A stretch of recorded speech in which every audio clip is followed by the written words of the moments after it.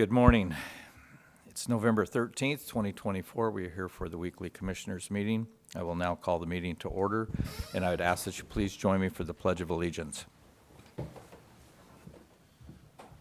I pledge allegiance to the flag of the United States of America and to the republic for which it stands, one nation, under God, indivisible, with liberty and justice for all.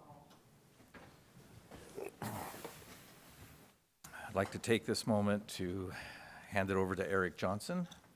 Great, thank you. I just want to quickly, and I don't know how many people had an opportunity to drive by the courthouse this week. It was illuminated in green as a part of Operation Green Light, which is a recognition to the veterans in our community. And just want to take a picture of that. We've sent it into the National Association of Counties. It's one of their initiatives where public facilities and county courthouses throughout the nation being lit in green to really recognize the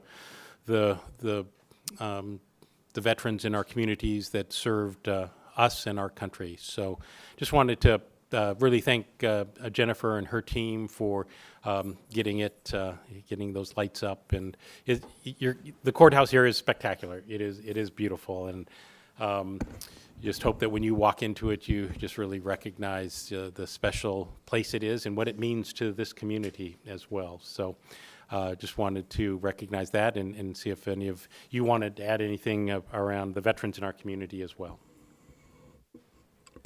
Well, I would just like to say thank you to all the veterans, that we recognize your service and your dedication and commitment to our country.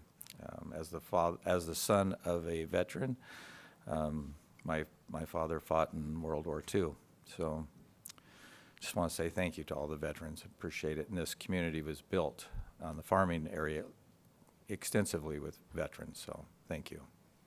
Yeah, Mr. Chairman, I'd like to add that, yes, my father was a Korean War veteran and was given the opportunity through a drawing to buy this land that was nothing but sagebrush and sand and rattlesnakes and jackrabbits. That was what they had to contend with when they first moved here. But I would like to say thank you to all the veterans out there that served this great land, this great republic we call America.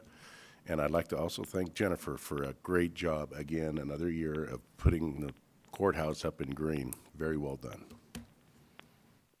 We have several veterans here today. Thank you to you veterans that are here today. And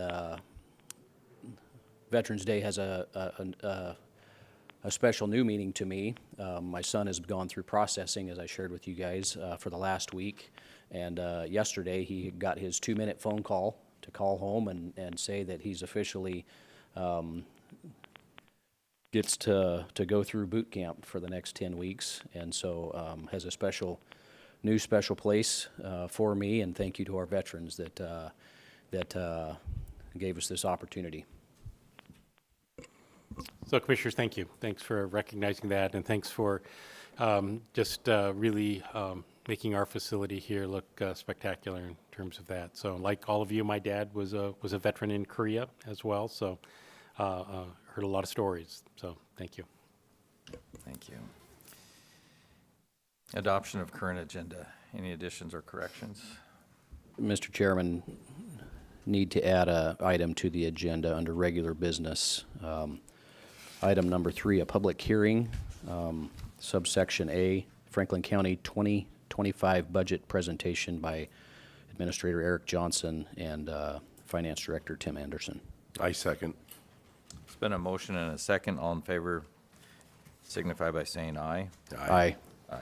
Motion passes.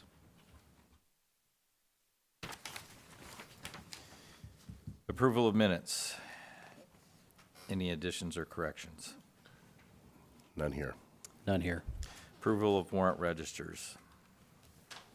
Yes, Mr. Chairman, we have 2 this morning. The first, I move for the fund expenditure, salary clearinghouse, and emergency management payroll in the amount of $1,250,489.87, and note that it has been signed by 2 members of the Auditor's Office and signed by our Administrator. Second.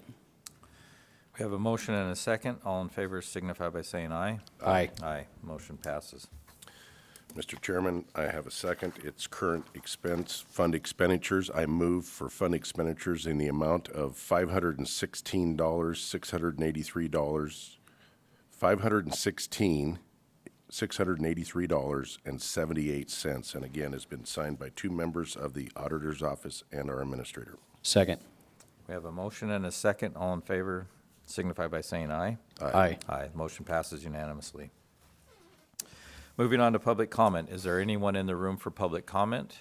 If so, please come forward. You have 3 minutes. State your name. Thank you. Any callers on the phone?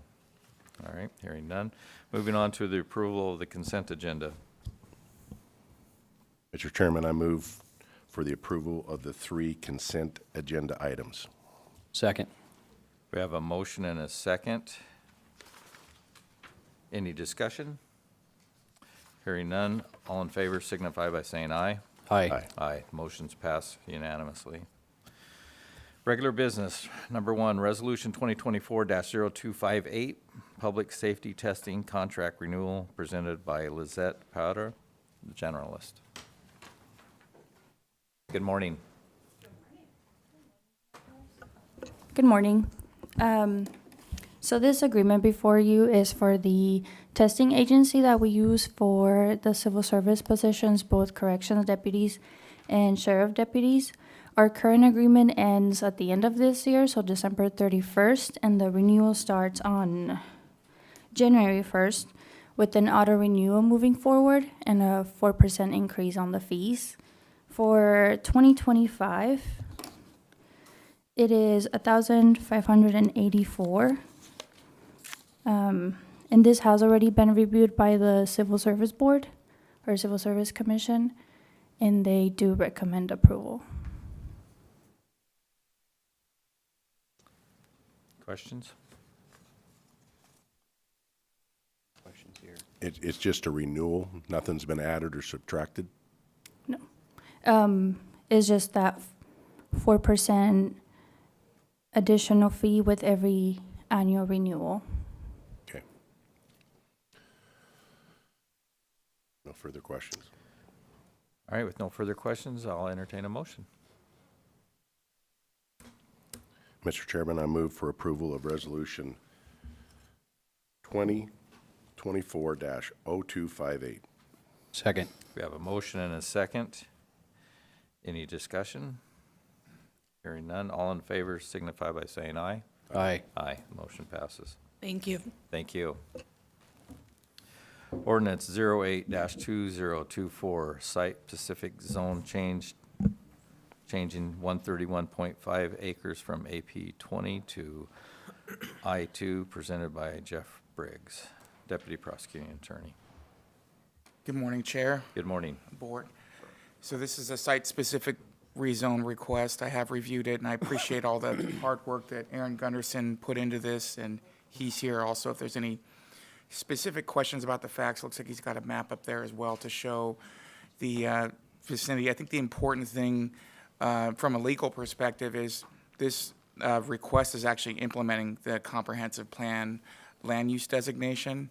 The current zoning of AP 20 conflicts with the comprehensive land use designation, which is rural industrial. So the I2 zone would actually be consistent with our comp plan, whereas the current zoning is not. So there are some findings from the Planning Commission. One of those is that this request is consistent with the comprehensive plan, and I agree with that. There's certain conditions as well. Basically, that the proponent here will have to comply with existing code and regulations when they develop the property. So really standard stuff. So I would certainly recommend approval. Does the board have any questions?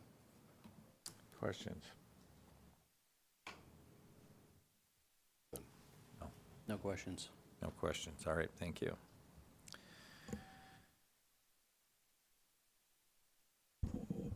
Sorry, Aaron.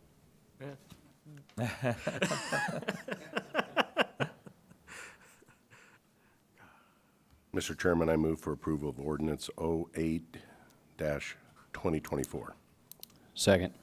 We have a motion and a second. All in favor signify by saying aye.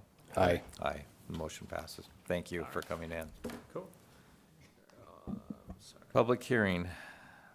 I will now open the public hearing for the Franklin County 2025 budget presented by Eric Johnson. Well, I need Tim Anderson here, so let me track Tim down. That will be, he's probably in listening. What's that? Okay, he's probably in I listening. think we were supposed to have a whole bunch of questions for Aaron. Yeah, so. If you want to take a quick 5 minutes.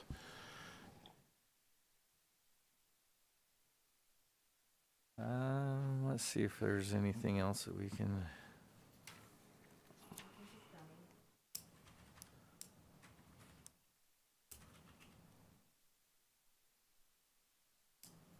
Do we want to move on to administrator county update? Sure can.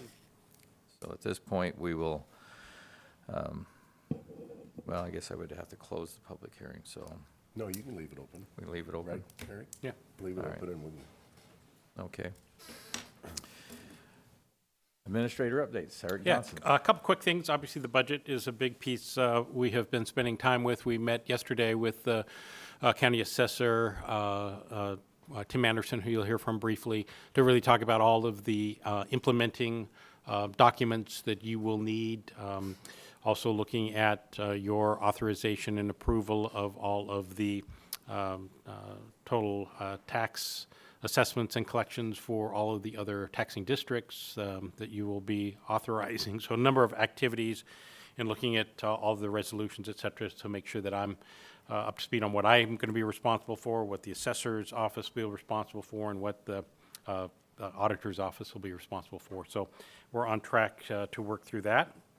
The RFP is out right now, and I think we have one RFP, two RFPs back for recruitment of for the county administrator. So we've got two of the proposals back to initiate the recruitment in the firm that will do the recruitment. So we've got that happening as well. We have some applications for the planning director position, and we have a first round of interviews this week with one of the candidates. So just keeping you apprised of that. You ultimately will see candidates for that position, and we'll review those with you prior to a decision. So there's a lot of activities on the administrative front as well. Continuing to work closely with HAPO on a number of activities, the HAPO Event Center and HWL. Met yesterday with Mr. Larry's here, as well as Mike, looking at really, I think, three kind of different components, making sure that we are fulfilling our contract obligation and our contract oversight responsibility. So we've been working in putting together kind of formatting for that. Also working on the smaller capital improvements, replacing carpet, doing some restroom work, some smaller types of activities as well. So working through some of those types of projects. And then we've got our kind of larger projects that we'll be talking about, which includes both the pavement or probably some sort of oil and gravel two-shot over the parking area, striping of that sometime in the spring, early summer, but then also the HVAC system as well. So a lot of the bigger things we're working through as well. And then the whole governance piece. We will be bringing you a 3-month extension to the interlocal agreement with PASCO. But there's the other governance components that we'll be talking around, and then obviously the master planning process of HAPO as well. And so that will come to you sometime probably in mid-December-ish, I think, is the plan, where we'll start to see the preliminary master plan, some alternatives for you to take a look at. A couple of you, I think, have heard some of that work already. So a lot happening in regards to HAPO and managing the HAPO Center as well. So I think those are the big pieces, I would just say right now, that I've been spending most of a lot of my time on in particular. Mr. Chairman, Yes. so Eric, could you elaborate a little bit more on the planning position? Yeah. Is that closed, or is it still open for people to I think apply? it's still, Margot, is the planning position still open? I think it's still, yeah, it's It's still open. And Yeah. when will it close?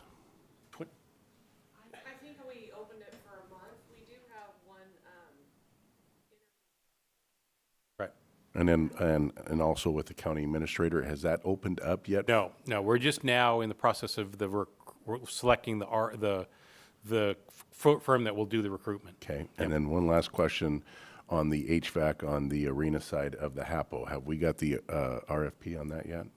No, we have not. That's part of one of the Thank two you. larger pieces that we've been working through. Okay, thank you. Yep. We actually have been working through the concept of different alternatives for managing that contract as well. Okay. And that project. Thank you. Yep. All right, Commissioner Bauman. Thank you, Mr. Chairman. Had a SAP meeting last week, and then enjoyed some different activities around the community on Veterans Day.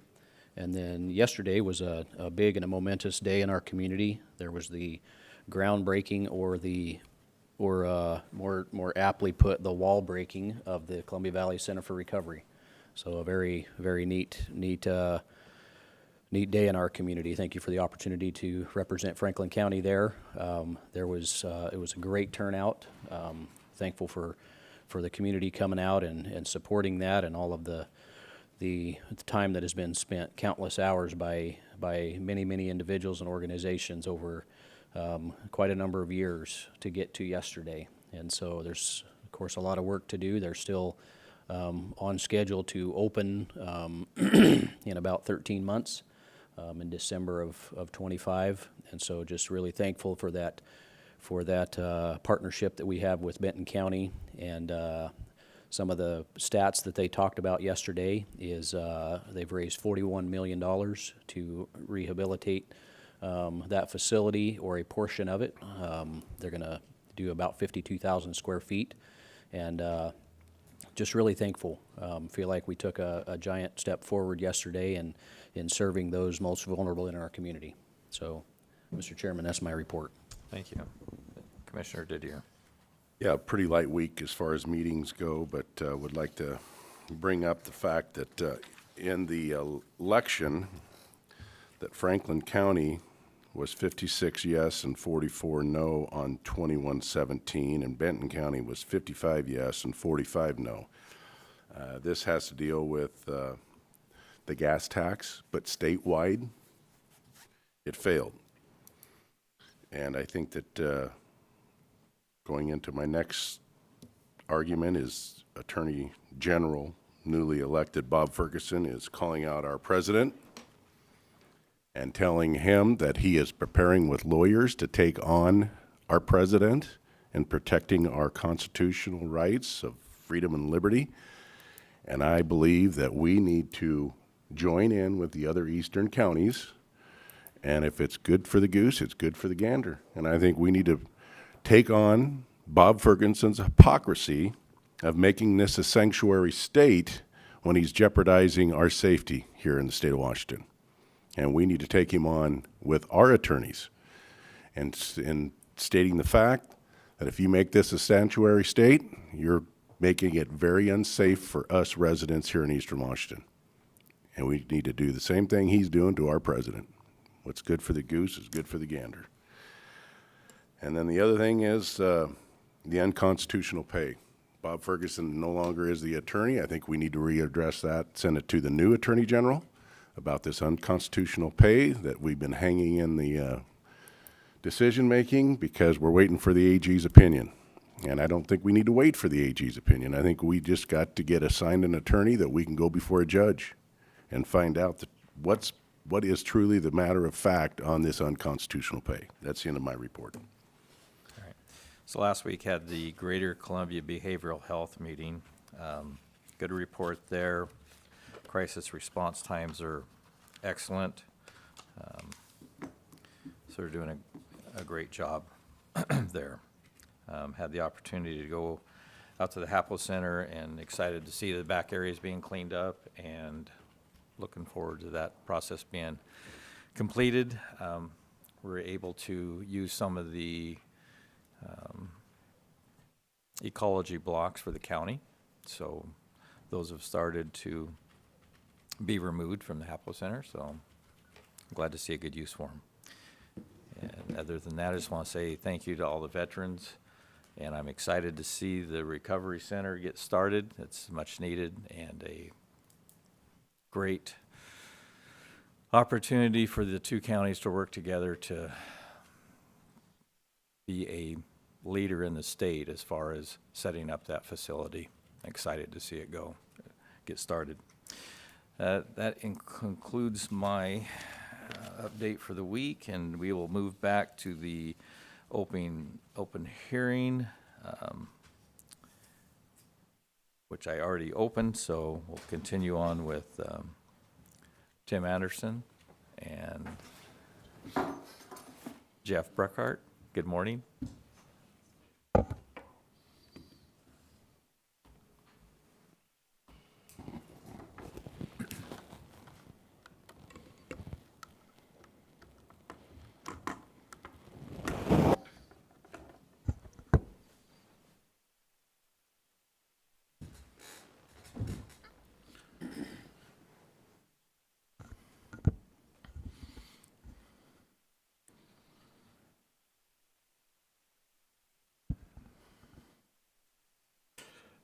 My apologies, I was having some technical difficulties this morning. Couldn't open Excel on my computer, so I had to move it over to the laptop. My presentation for today, this is the slideshow for this, but for the workshop afterwards. So this is a public hearing on revenue sources for the 2025 budget. There's a RCW 8455-120 speaks to this requirement, and so essentially I'm not going to read through all of this, but we're supposed to have a hearing on revenue and sources, including property taxes. This just kind of gives a overall glimpse of our current expense revenues. This is the 2025 working budget. As you can see, the property taxes over here in the blue, and then sales and use taxes are our two main revenue sources. They make up, those two alone make up more than half of the revenues for current expense. And then when you throw in, there's some in some of our other financing sources. There's some transfers in from our debt service fund where we collect money to pay for the jail, and then we transfer in some money from that, which is also sales tax driven. It makes the amount that we're bringing in from sales taxes even that much more. And then there's some other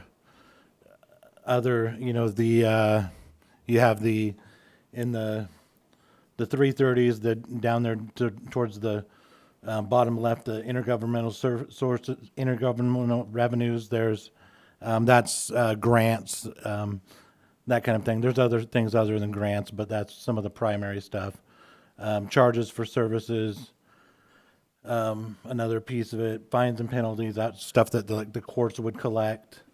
Licenses and permits, that's a lot of stuff that's collected like in planning and building for permit fees and stuff. And this just gives a quick glimpse over time. 2022 actual, 2023 actual, 2024 adopted budget, and then 2025 budget where we're at right now. Just kind of a quick glimpse of what our budget currently looks like right now. You have the property taxes for this year, which is considerably lower than the prior year, which is there's no road shift in there right now. There's no 1% in there right now, and then you can see what sales taxes have done through the years. Right now we have almost $1 million more budgeted for 2025 than what we received in 2024. So current expenses, heavily reliant on property and sales taxes. Property taxes make up about 28% of all revenues in current expense. Sales and use taxes about 30%. And then, as I was mentioning before, there's some criminal justice money that we get in for our bond. which is also sales taxes. That's another 9% that we transfer in. So those two together, those sales taxes, 39%. There's also some money in mental health, in the mental health fund. We have some sales tax and we have some property tax, and there's been some transfers of that money in. And so about 70% of current expense budget is property and sales tax. And I think to keep that in perspective too, we're becoming more and more dependent on the sales tax portion of it, which is the more volatile side of things, because especially if we don't take the 1% property tax increase, and then that alone doesn't keep up with inflation, but it just makes it so that our sales tax has been increasing pretty strong, and then if you don't do the 1% and even I know there's been talk of lid lift as well, and it just makes it so that we're more and more dependent through the years on the more volatile of the revenue sources. And the concern would be it's been strong right now, but if construction ever slows down in the Tri-Cities, or we just see a downturn in the economy, we're putting ourselves at risk, being more and more reliant on the sales tax. So property tax, we currently have $11,663,160 in the 2025 budget, a decrease of $1,248,201 from the 2024 adopted. And as I mentioned, we don't have a $750,000 road shift as we did last year, and we don't have the 1% or any. I believe we took some bank capacity as well last year, and so that's a large part of why we have that decrease right now currently. The 1% property tax increase, if the board approved, it's right around $120,000. Like I said, not currently in the budget. There's a brief showing of some of the more recent road shifts that we've had for 2024 it was $750,000, 2023 $350,000, 2022 $750,000. We've gone as high as $1.7 million on road shifts. There may be a small amount of bank capacity, but I think it's minimal, if any. Tim, before you leave that Oh, yeah. slide, you and I chatted, it's really an interesting thing to be thinking about with 1% property tax increase of about $120,000 compared to the road shift. When you do a road shift, for example, in 2024 of $750,000, about 80% of that is being paid for by the residents in 4 cities. And so when you make that big shift, it actually is a larger property tax increase to 80% of your residents than if you just did the $120,000 across the entire county for county current expense fund. So it's an interesting choice that you're making by doing a road shift. It does generate more money than a 1% property tax increase. That's can be a good thing or a bad thing depending on your perspective. But it is something I want you to really be cognizant about, that not taking the 1% tax increase and instead doing a road shift of that kind of magnitude is actually a greater tax increase on your residents inside the incorporated residents, including Connell and Mesa and Colotis and Pasco. So just be thinking about the impact of that compared to just taking the flat 1%, which is spread out across all of the 100,000 residents or all of the property owners across the entire county. So the other thing to think about, if you don't take that 1%, and last year was a good example, and it's about 40,000 in the road fund, 120,000 in the current expense fund is the 1% increase. That is all for the county, the $120,000 for county current expense. You could do 1% for the road fund, which is about $40,000. If you don't take it, you bank it. And last year, you took, I think it was almost 4% of the overall increase in the road fund property tax was bank capacity so at some point historically, legislative authorities have taken their bank capacity. So, while it might be not a tax increase now, you're just banking it likely for another point in time, is historically what's been happening. So just want to be kind of clear about the choices that you make about not taking it now. You bank it for a later point in time. And historically, very few counties have any bank capacity left. They take it at some point because they need it. It does also, I just hang have on. one question Yeah. on that bank capacity. If you don't take the bank capacity, then you lose the interest on that money for the past year. Is that correct? Well, what you lose is that the compounding effect into your overall Base budget. base budget. Yeah. that's what I was gonna just point out, was that you lose that, so now your highest lawful for the next year is gonna be lower because you didn't take that, and so you're starting from a smaller amount for the next year. And then on top of that, our levy rates per thousand have been decreasing, and so what like this year is 120,000. If you take it in future years, because of our decreasing levy rate, it winds up being that when you take it as bank capacity, you may only be taking 110 or 100,000 down the road. So not only did you not, increase your property taxes moving forward so that your highest lawful continues to grow, but you're also, when you do take it, you're able to take less of it because of our declining levy rates. Yeah, and I mean, property tax, we bemoan at times, it's a really capped at 1%.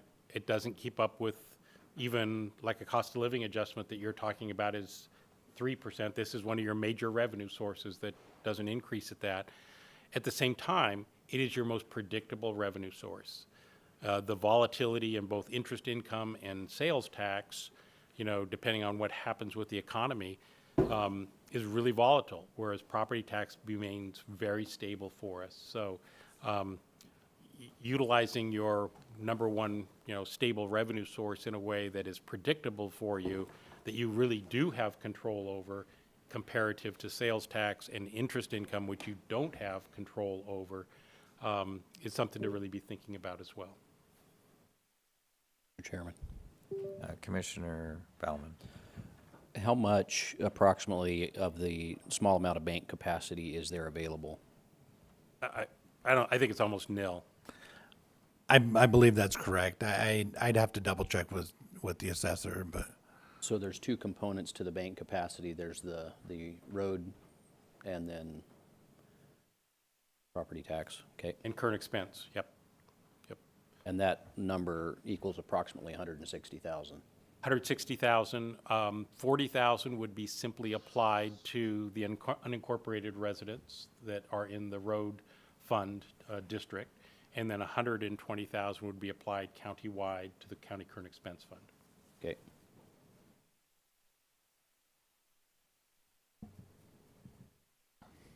any more questions on property taxes? I just have one just for general information. Of the property taxes that are collected, the county receives approximately less than 10% of that. Is that correct, into our budget? I'd have to confirm with John the exact number on John, that. if he wants to chime in, and you're talking about when you get a tax bill. Yes. How much of it is school levy, Right. state school levy, bond? Because that's the question I get asked the Right, most. yeah, it ran last year. Now, we don't have the levy rates, we don't have your budgets, we don't have the other budgets, but it was about 9.53% for the county's general fund, for you to operate out of all property taxes collected. All right. yeah. Thank you. The majority of it goes to schools, just over 70% goes to the school system. So of the 1% that's collected, the county would receive 9.5% of that 1%. No, the 1% is your our- budget. it's You just can ours. raise yours. That gives you the 120,000, where you had, say, 12 million in your budget, you get 1% of your budget increase. So that 1%. retain all that. Okay, we Yes. retain all that. You all that. retain that, I understand. as well as, the road department, you can do that for the road department. Right. I think what's interesting, there. just to remind you all, is that the unincorporated residents pay a bit more in property tax to the county because they pay property tax for the road fund, whereas the incorporated residents inside city limits do not pay the county road fund because their streets are The cared offset for. would be incorporated, you also have the city's budgets that they're paying on. Yeah, If you live in the city, absolutely. you've got those budgets, where if you're in the county, you don't pay on the city's budget. So there's offsets that way based on the services. And just like you can raise your budget by 1% plus the new construction, all the taxing entities get to do the same thing. You know, they don't have to bank their 1%, they can use it. As well And as. most do. As well as the biggest components are voter-approved levies. That's the by- largest. Is the largest component of property tax generally, are school levies, school bonds, technical and maintenance, other. Vast majority of that 70% on the schools, the people of this county and the state voted it in. It's not something that, you know, we just apply through the assessor's office. Those are voted in bonds or enrichment levies. Thank you. Thank you. Yeah, so I do think that's something to keep in perspective, is that I think a lot of times when you look at your property tax bill and you see, you know, an increase, I think to a large extent, it's probably not coming from Franklin County's portion. It's coming from a lot of the other taxing districts. Yeah, and not to downplay that it's not, you know, it's not an increase, but it's a very small increase in the overall property tax system that would be happening.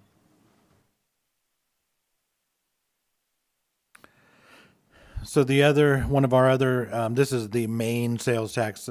There's several different sales taxes we collect in current expense. This is the main one in the treasurer's office. We currently have it in the 2025 budget as 7.2 million. For 2024, we're on pace to collect somewhere between 7.6 and 8.2 million dollars. The 2025 budget's range would likely fall between 7.3 on the really low range to 9.4 on the extremely high range. So ultimately, Eric and I talking, you know, we're thinking that 8 million was a fairly reasonable amount that you could consider getting in. So that would be a $800,000. Now you could use some of that to close the gap between beginning and ending fund balance, because as mentioned during the budget workshop, there's a $3 million gap between our beginning fund balance and our ending fund balance, which essentially means that we're planning to spend $3 million more than what we're bringing in. That typically hasn't happened just because historically we've brought in a few 3 to 5% more than what we budgeted, and we spend 97, 98% of what's budgeted, and so we wind up essentially covering that gap. But it is something to consider, that if revenues don't come in as we would hope, or we don't have some of the savings in spending, you know, if we didn't have some of the vacancies that we typically have, then that gap becomes more of a reality, and we, you know, could be in danger of losing $3 million during the year.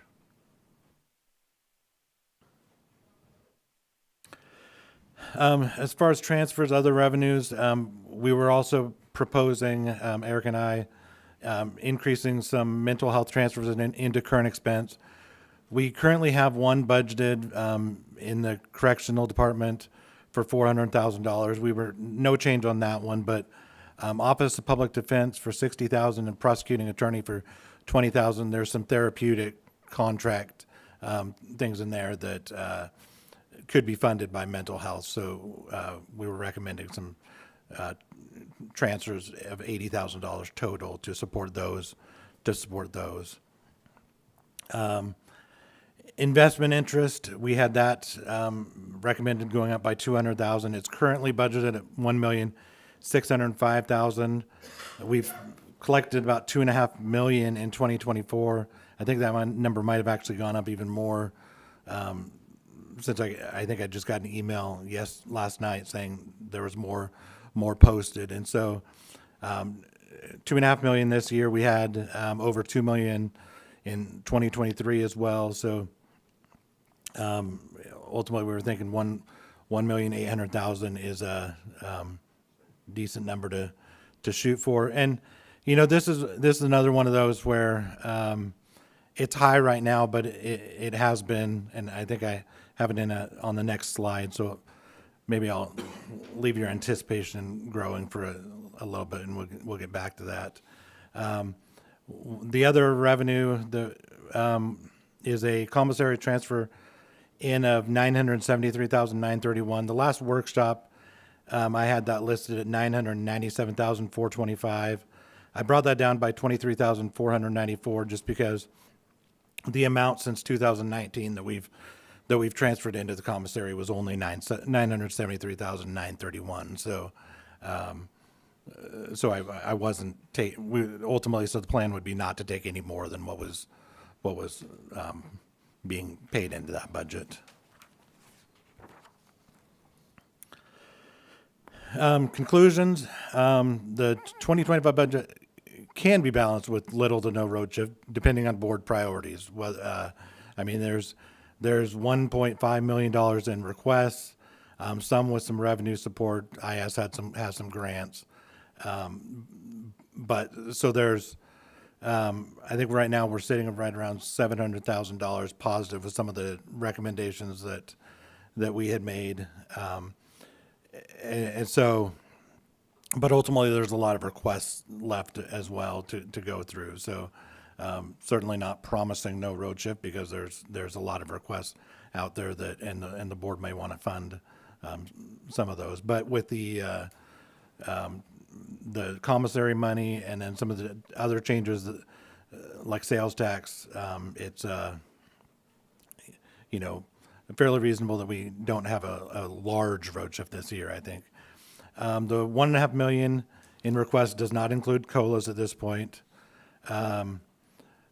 As mentioned, the 2025 budget is potentially being balanced by a large commissary transfer of nearly $1 million and investment interest, which is dependent on interest rates and balances. So this is one that we've had over, we're coming close to $3 million this year, $2 million plus last year. But it's been under, I thought I had it on this one.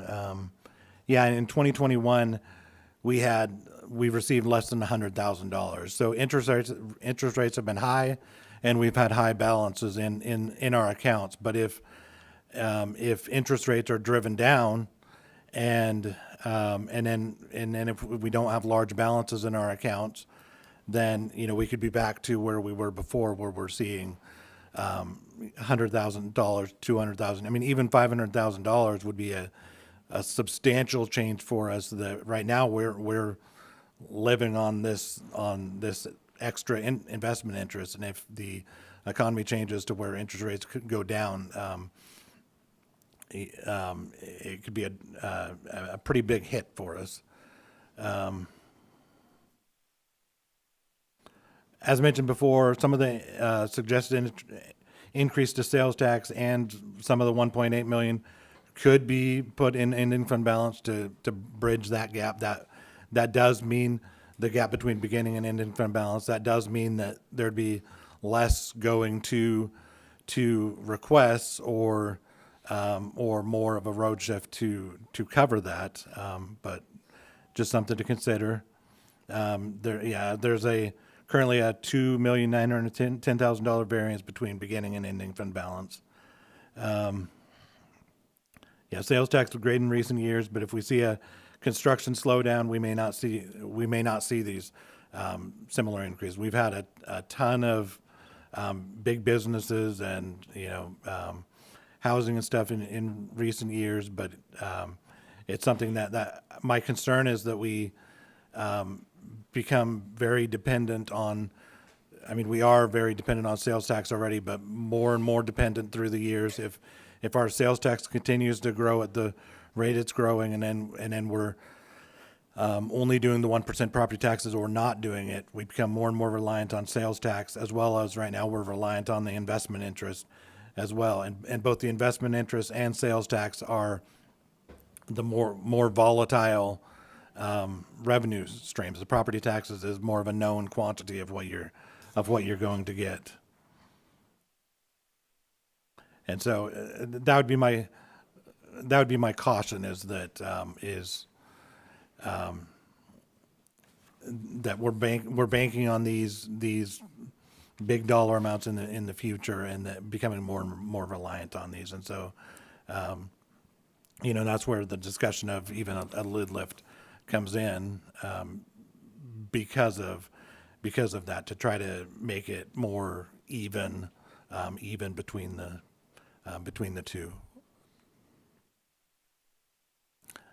That's all I had. I don't know if Eric had anything else. No, I don't to think add? on the revenue side, I think that's a pretty accurate description. I think that the board, has a really good, clear picture of the risks, the revenue risks that are out there right now. Interest income is back to a point where it is a significant contributor to county revenue. But as you both draw down reserves and have less monies to invest, you also now are getting less. You saw the feds slowly reducing it. That's going to slowly bring. Talking with the treasurer, most of the investments are going to be potentially called earlier, which is going to further decline the potential for our interest revenue. So that's a risk. The second one is the big projects that perhaps generated a lot of revenue for us. Was that artificial spikes in the sales tax? Is that sustainable? Will that decline to a certain degree as well? Again, something to risk. So I think in each of these situations that you're going to have to think about really aggressive budget management. Is what is it looking like on an annual basis compared to both how is revenue coming in and how does that relate to our expenditures? We are just talking about the revenue now. During our budget workshop, we will start talking about the expenditure side, because it is just not all about revenue choices. It is about expenditure choices as well, and that is that's what I used to tell commissioners. That's where you make the big bucks, which is to really think about those two choices that you have in front of you. That's the county legislative authority's role, which is to understand the expenditure side, how that affects services to the community, because that's ultimately what we are talking about, is services to the community. And if you make choices in expenditure reductions to close that gap, what is the impact in services to the community? And that's kind of one of those choices that you have to make. If you think the expenditures, reducing expenditures cuts services too deeply, then you do have to start talking about revenue increases. So those are the things that you really have to lay out here before you. You can also think about 2025 as a transition year. How do you get to the new normal as well? Counties that get there, the faster counties get there, and counties are doing this all across the state. I was reading the Olympian last night back in my, where I live, is City of Olympia is laying off 20 FTEs because they have a $6.8 million deficit. We know that cities here are having discussions around FTE reduction. So you might think about, is there a transitionary approach to it for us as well? So we'll talk more about that, but I think what we really wanted to set the stage is the revenue side for you, because it's a fundamental portion of the budget. It's on the one side of the ledger, and then you've got to come back and also talk about expenditures and putting in context the delivery of services to the community that may or may not be provided if you don't want to fund the current service levels that are available.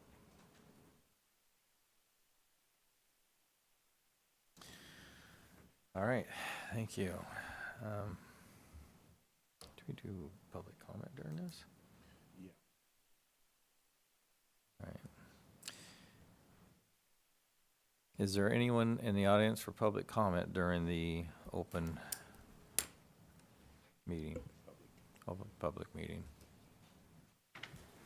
Good morning, Michelle morning. Andrews, City of Pasco. A lot of reflection here.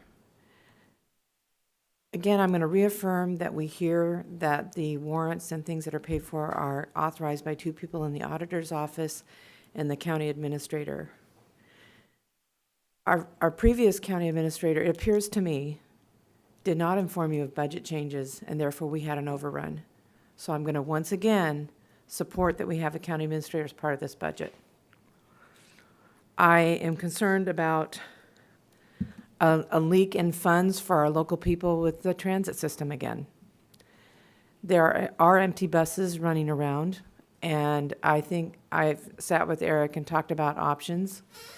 I'm still very concerned about CCOM.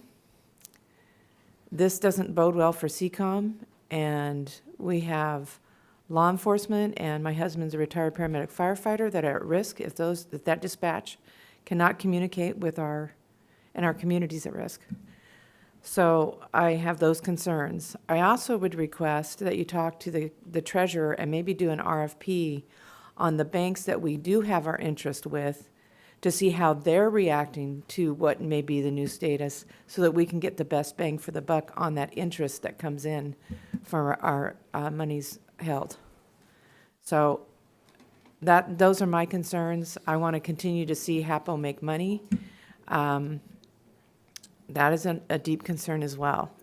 And we did not get, as far as I know, and maybe I missed a meeting, where we had a evaluation of how they're doing. And I do want to hear that as a taxpayer. If they're making money and our community supported, I want to see that. This is not a critique. This is a taxpayer looking at their wallet and wanting to see how we can best support this wonderful county. Thank you. Thank you. Good morning. Good morning. I wish I come in to you with good news. I'm not. Just want to give you guys a heads up that currently AOC, or the Administrative Office of Courts, had to shut down all of the systems, so we don't have access to anything right now. It started last week. Now we're this week. We can't accept any payments electronically. We can only accept cash payments if you have your case number. We can't check warrant history. We can't check license status. We can't look up any criminal histories. We're fortunate right now that the sheriff's office has agreed to provide us paper copies of everything that we need for new cases. But right now we're kind of at a standstill. They're anticipating that things will come back. I think they're hoping that things will come back on the 18th, which is Monday, but they're not certain at this point. So right now you're going to see some slowing down with the courts. That's not going to prevent us from reviewing or entering protection orders, no contact orders. Obviously, we're going to still do everything we can. We're powering through. A lot of jurisdictions have just shut down. We're not. We're just going to keep trying to power through with what we have until we can't go any longer. But at this point, I just want everyone to know you might have some angry people coming to your windows saying we're not taking their money or we're not doing anything, but we're doing the best we can. And as soon as we're up and going, we will potentially be closing for some afternoons to allow our clerks to get caught up because they're going to be very overwhelmed. If you remember the last week of October, we were actually transitioning to a new case management software, which makes things even more problematic because all of the files that we would have created during that time period are now paper, electronic files, which we don't have access to. So we're going to take some time to kind of get back and going, but we're still doing the best we can. All right, thank you. Anyone else for public comment on the budget presentation? Hearing none, at this point, I will close the public hearing. Thank you, Mr. Anderson. And we will now move on to public comment. Or, Tim, did you have anything? Administrative office business. Tim, did you have anything else to add? No, the workshop we had later. Okay. Nope. All right. So administrative office business, Eric, did you have? I think we covered it. Covered it, yeah. So at this point, we'll move on to public comment. Is there anyone in the room for public comment? If so, you have 3 minutes. Come forward, state your name. And hearing none. Is there any need for executive session today? There is need for an executive session under RCW 4230-110-1I, potential litigation. We will need about, we'll say 20 minutes. I'll be optimistic. 20 minutes? Let's say 30 because we're going downstairs. Oh, 30. Okay, let's do 30 minutes. All right. So at this point, we will go into an executive session for 30 minutes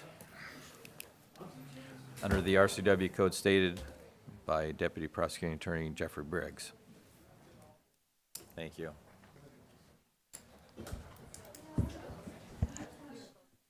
So Jeff,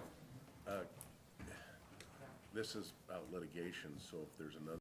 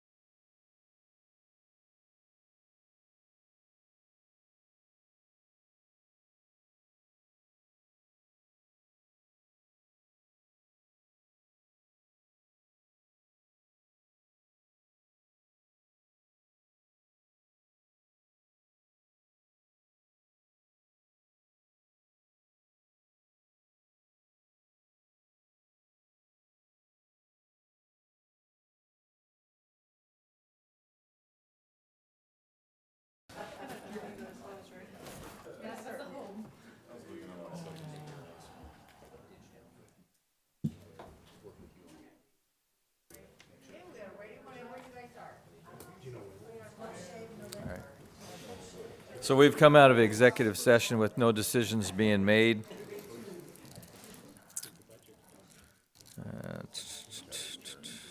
Yeah, is there any other business for the good of the county? With that, this meeting is adjourned. Thank you. We will take a 10-minute break and then we will start the workshop. Are we able to do a closed session before the workshop? Okay. For how long? 15 minutes? All right. Okay. We're gonna do the break first. Closed session? Yeah. All right. So at this point, we will start the closed session meeting. Yes. Yeah, I guess we don't need a break, so. We'll do it here.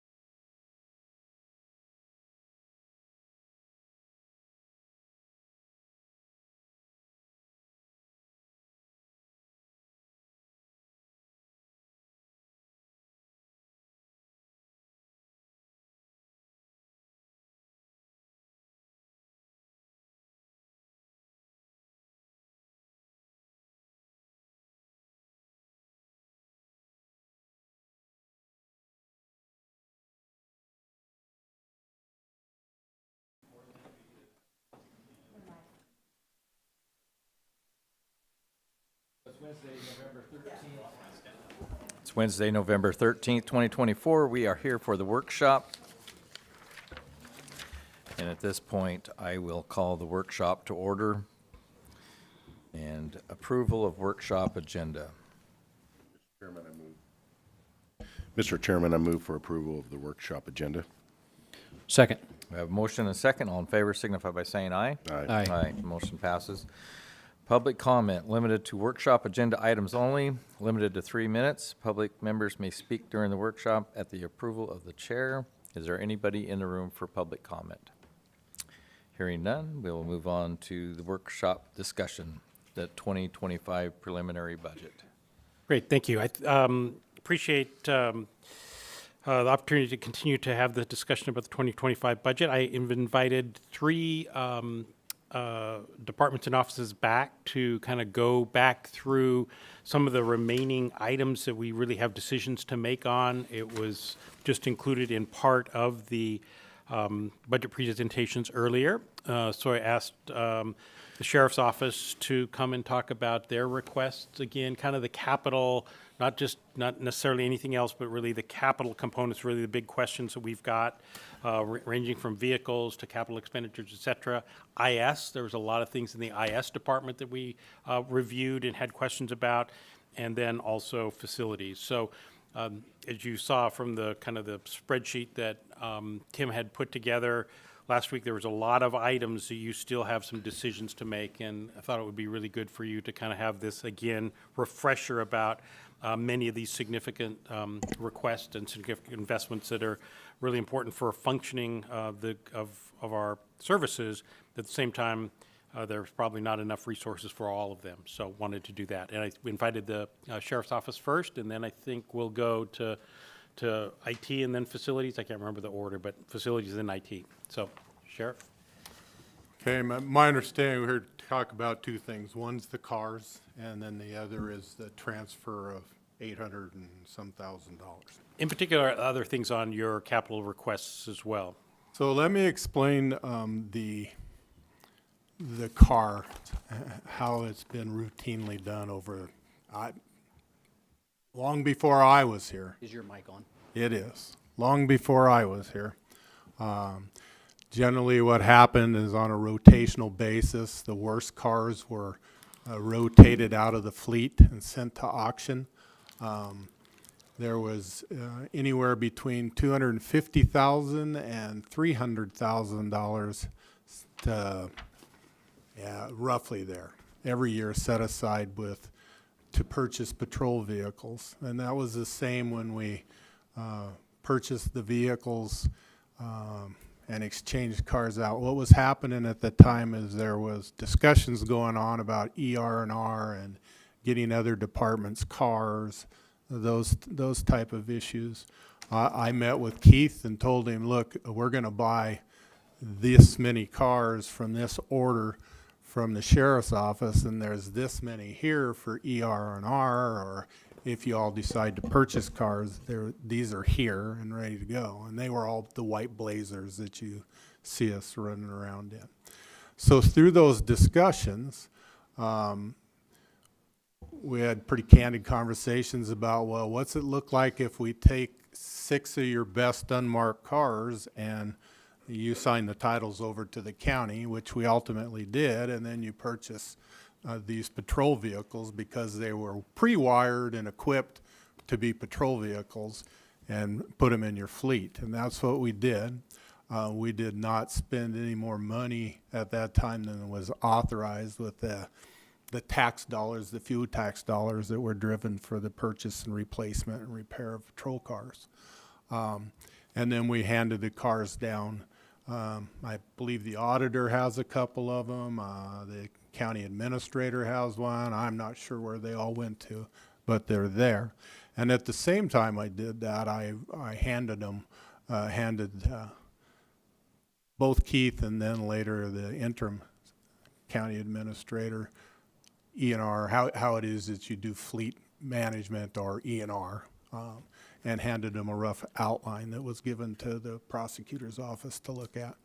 And that's where we're at. The next year, we were limited with what we could replace because of financial, or the increase basically of cars. I think we were able to buy 2 or 3 cars. And then last year, of course, there was no car purchases, which now has created a problem that a car is a cop's office. All their equipment's in it. They're expected to respond to those, to wherever they need to respond to, et cetera, and it's a car, and they wear out, and you can't say, no, we're not replacing cars, because what it does is it's going to force me to go, sorry, Deputy A, you don't have a car, you can come sit in the office for the day because you're not available to respond. I don't want to see us get there, where it's just a natural life cycle of patrol cars and replacement of cars, and it has to be done in some form or fashion. We've expended with cars so far, just in maintenance alone, upwards to $80,000 just to keep them running. We've basically thrown out the window because we're trying to keep cars that are in a failure mode.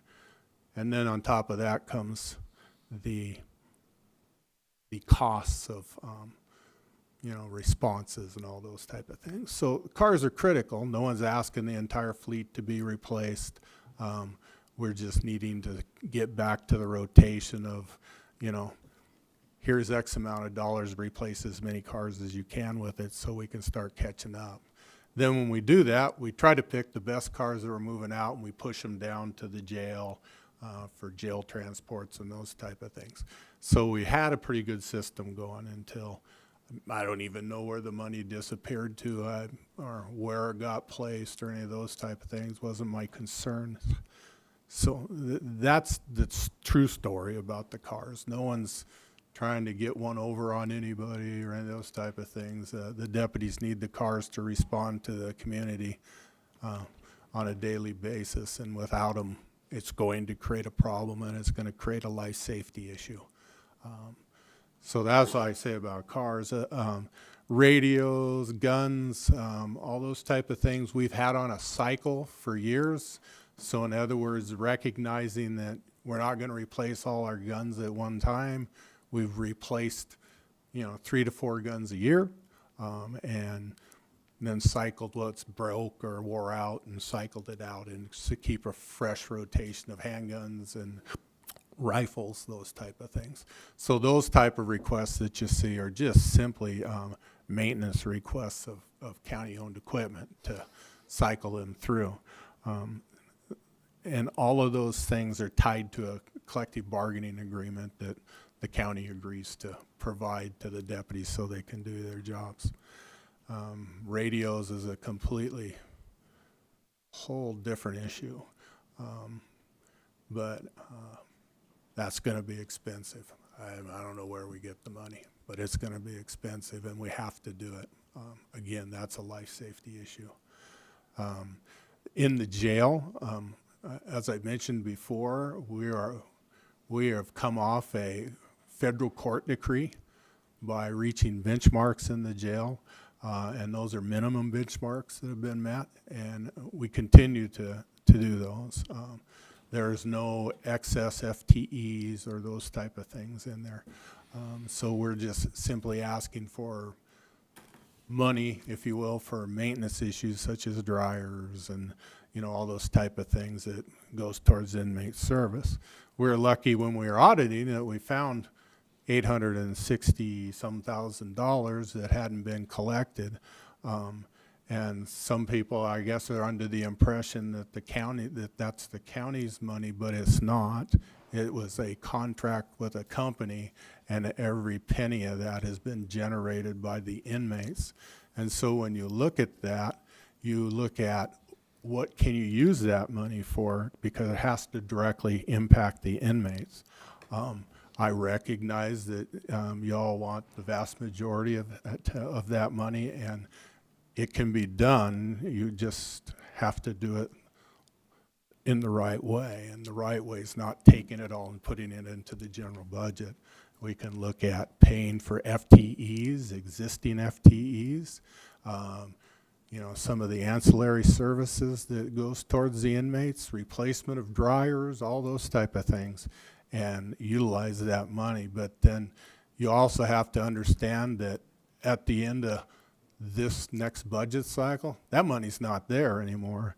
And it's also, if we start collecting it on a regular basis, it's not going to be that much money. It's actually decreasing in 2025 because the cost of a hamburger's gone up, and so inmates, you know, their families aren't spending that money on them now. So it's a delicate balance. We certainly want to give the money to the county so that we can utilize it correctly, but we want to try to fit it into a window so that we're not putting ourselves in a litigious position. When the money came in, it came in and it went to the general budget, but then there was a legal review and it was put into the commissary budget, which is where it belongs. And then any spending of it probably should stay that way so we can track the money. So hopefully that explains to you. But the capital outlay items from the jail, they're simple. Broken down industrial dryers, ovens, an oven problem, washing machines. There's some big ticket items which aren't big in the grand scheme of things. A locking mechanism or locking boxes that are pretty much required that we haven't been able to live up to, and we need to get that stuff bought to upgrade the facilities, which in turn is going to decrease our litigious risks in the courts. Because the minute CLS and Disability Rights Washington and some of the other acronyms out there realize that we're not keeping up with those things, you're going to have another lawsuit on your hands. So we're just simply trying to protect the liabilities of the county by doing what's the right thing to do and to keep our facilities up and safe and making sure we have the right people in them. Does that answer it for you, Eric? I think as well for me, because I had a chance to talk with your staff, and I think if there were 5 vehicles acquired, one of those vehicles could be passed on to be the corrections maintenance truck, I think, and you wouldn't need that. Yes, that's correct. So if we get the truck we have needs to come offline, right. And we'll just take it and strip it down and make it a maintenance vehicle, and it'll be all ready to go. There'll be nothing more to it other than making it a maintenance vehicle. Mm-hmm. The board has questions on any of the items that were. So the commissary money, could that be put towards your radios? We could research that. And we think that the answer to that is yes, we could, because that directly obviously impacts inmate movement and those type of things.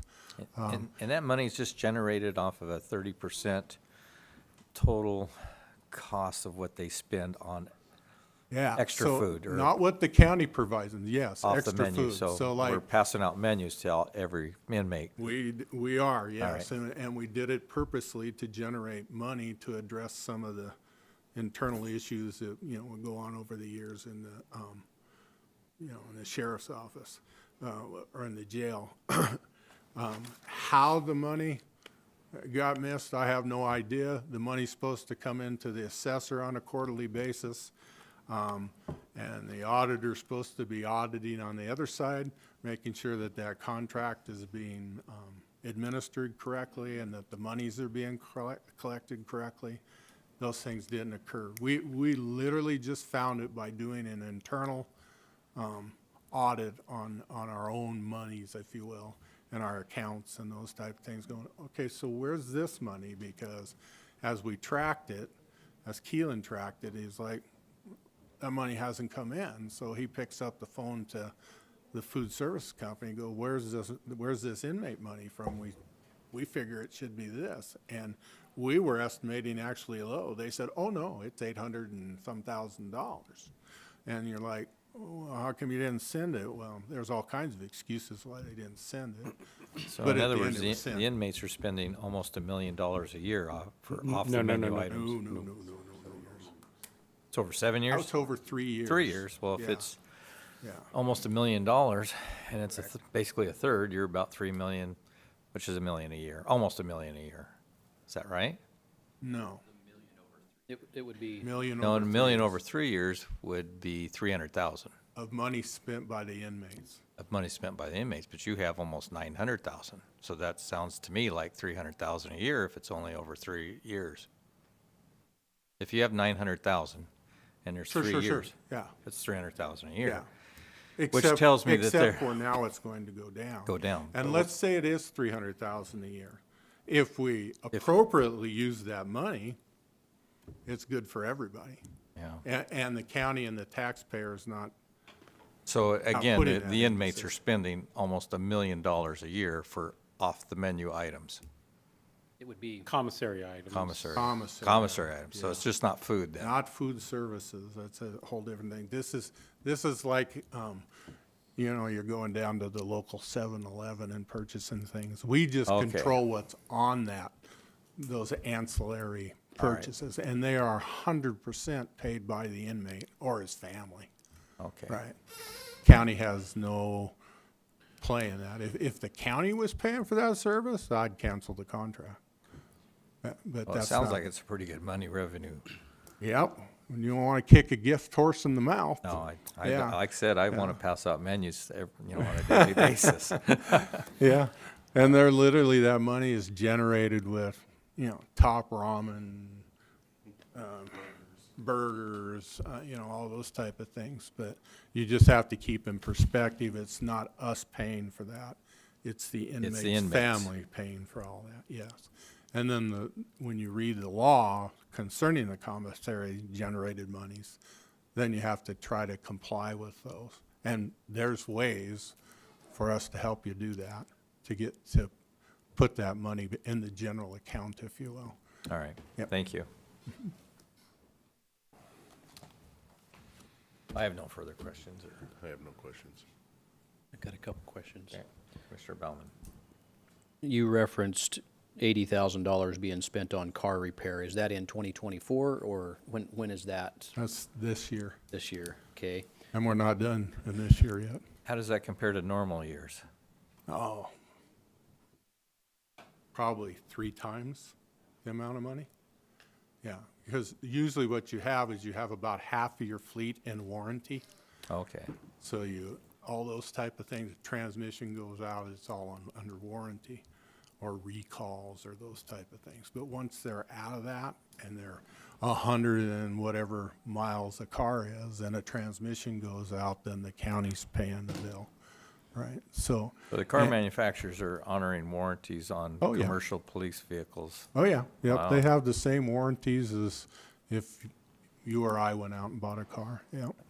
I'm surprised. Yeah, they're just built in the factory for police use, so they Okay. come pre-wired, for radio hookups and all those type of things, and rubber mats and so on and so on. So, yep.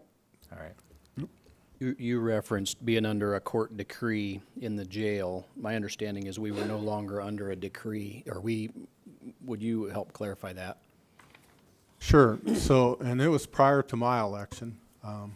The county was sued for constitutional type of issues in the jail, and it was placed under a decree while they were negotiating the terms of how we were going to bring ourselves away from the lawsuit. And essentially what happened is I sat down with the county attorneys, and we agreed and stipulated to certain things, like within 3 years the jail will be accredited and have fully modern 21st century policies and practices. We did that, we've done that. We continue our accreditations. In fact, this spring we'll be reaccredited in Spokane this spring.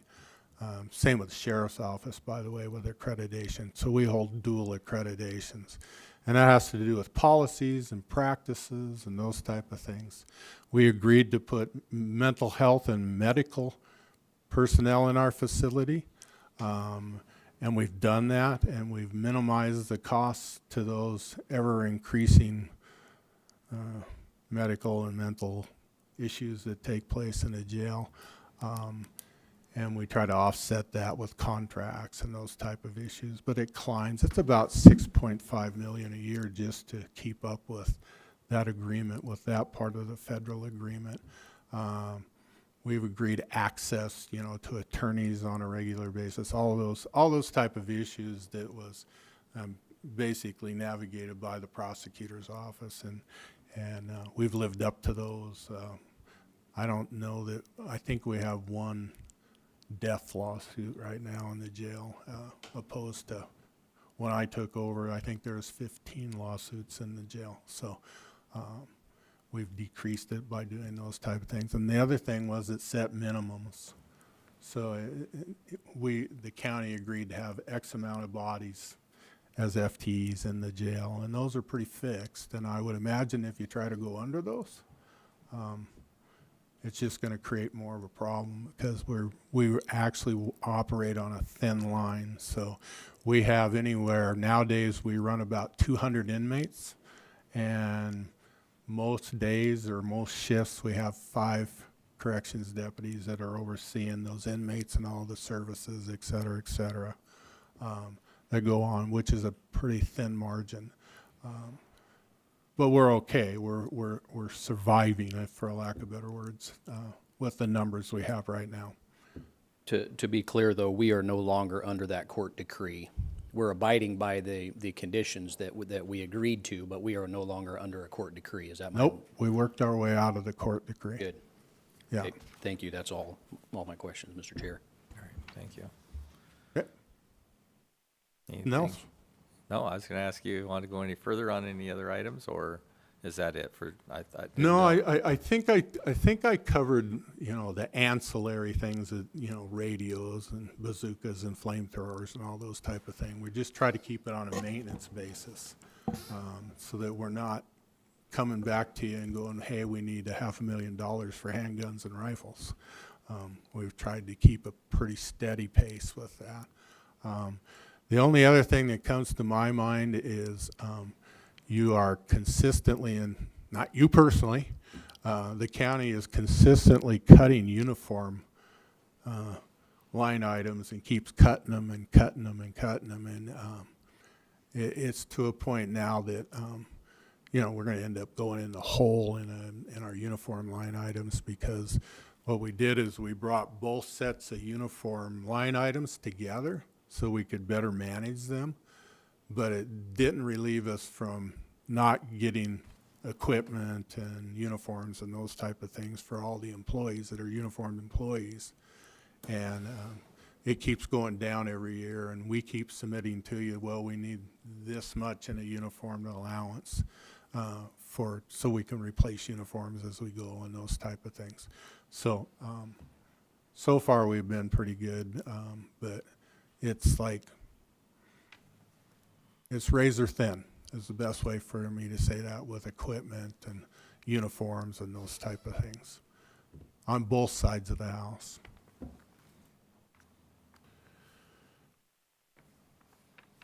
Any other questions, Eric? No further questions? Well, thank you. Thank you. All right. Appreciate it. Appreciate it.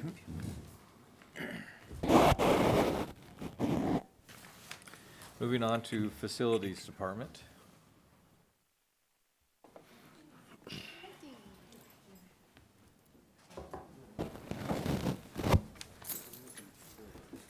Courthouse is beautiful.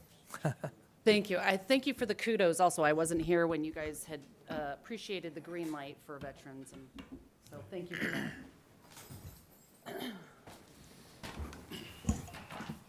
that. Also, I want to start with some good news. I got word from the PUD we'll expect a $90,000 rebate for our HVAC project that we've completed. So that is, I just talked to Tim about that, and kind of whooping it up in the accounting department, so.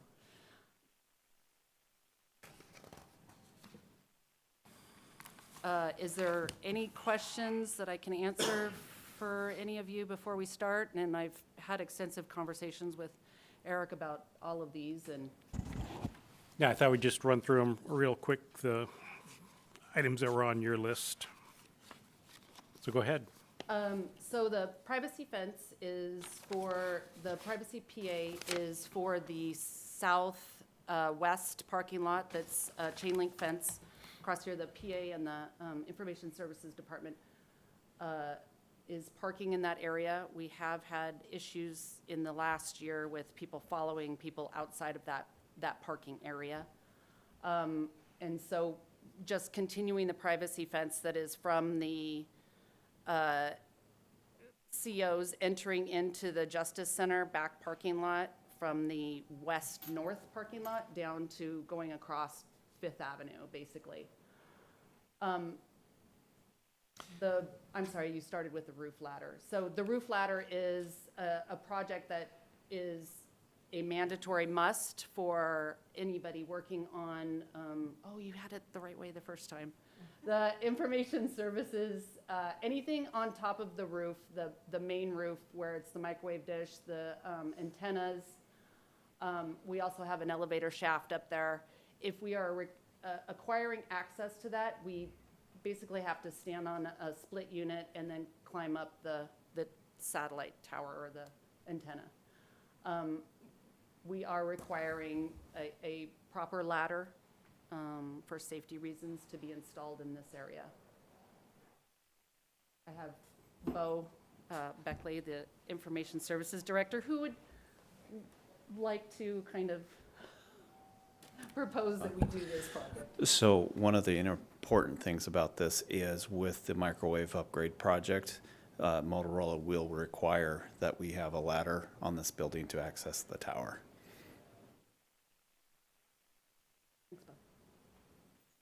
And that's just a ladder from the roof to the top of the next roof there? Correct. It's about a 21, 25-foot access point right there. To reach from the flat black top is the one that you walk out for the public safety building door, and then to access any antenna or microwave dish that is on top of that, we'll need a ladder installed on the building. And what was the projected cost of that? I'm sorry, Tim, could you go back? $11,026. And that's not on that one. Thank you. Is that a specialty ladder of some kind? Trying to understand a ladder, doing some rough measurement of the person that was on there. It looks like the ladder needs to be about 12 foot tall. It's going to be a little bit more than that because it has to extend over the top of the roof, the other roof. I understand that, but $1,000 a foot for a ladder seems excessive. Can you speak to why it's that expensive? It's got to be attached to the building properly, and it has to curve over. Like I said, it has to curve over. It's going to be an all metal ladder, and it's just proper attachment to the. It's going all the way through the brick and anchoring. Prevailing wage. Yeah, I That guess. that has a lot to do with it. Gotta be the only answer Yeah. that I can come up with.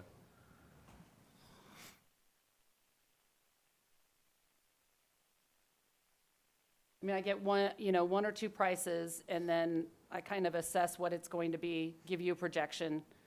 We project that, budget it, and then it could be more than that in the coming year. It could be less than that in the coming year, or I could be right on target. It's just, most of the time I'm pretty close, but like I said, if I get one or two and kind of evaluate it from there, and then when we go to order it and we get that installed, it might be a little less than that, but.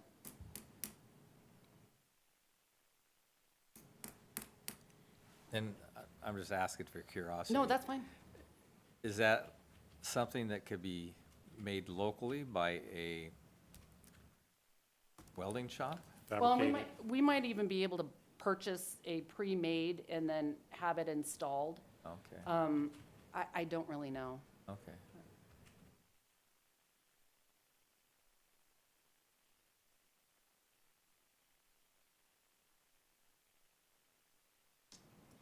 And this is the information services and prosecuting attorney parking lot, which is a chain link fence. And you say there's been issues with people waiting outside? Right, watching they had, just this last year, they had someone waiting for a female attorney, and they had left, and they had actually followed them and kind of were road rage, basically, against them, and they ended up calling the police that came and were looking for the person, so. Can you speak to how making that a privacy fence, how that would help the safety of it be better? The reason I asked the question is I reviewed all of the local police and sheriff's departments in our metropolis, and nobody else has what you're describing, you know, would be done here, even some of the brand-new stations that have been put in. So I'd like to have a better understanding of how making this a privacy fence, how that increases the safety.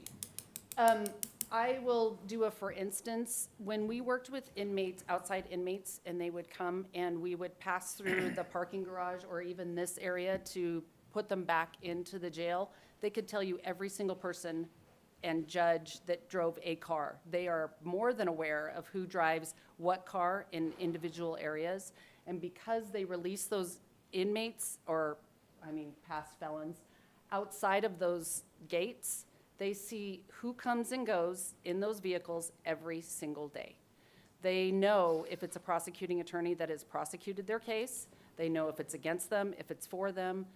I mean, you're talking right across, no more than 10 feet, they're getting released from this parking lot. They know who's in that parking lot. It's just stuff that you and I wouldn't, I mean, I didn't know what judge drove what vehicle in the underground parking lot, and they could point the exact same car that a judge was driving. I can appreciate that. I just don't understand how making this a privacy increases the security of the people inside that parking lot. So when people are being released out of this area, or even walking around the Fifth Avenue or walking around Margaret Street, they cannot see the people coming and going into their vehicles. So your proposal is to make this a slat privacy fence? Correct. Which is, if you're standing beside the fence, you can look through it easily, correct? You're not going to have that much of a view. There is a privacy fence already located in a portion of the Justice Center parking lot, and like I said, that goes for the walkway, so that if you're passing by, I mean, you have to pretty much stick your nose up against the fence to look in there and to see anybody walking through.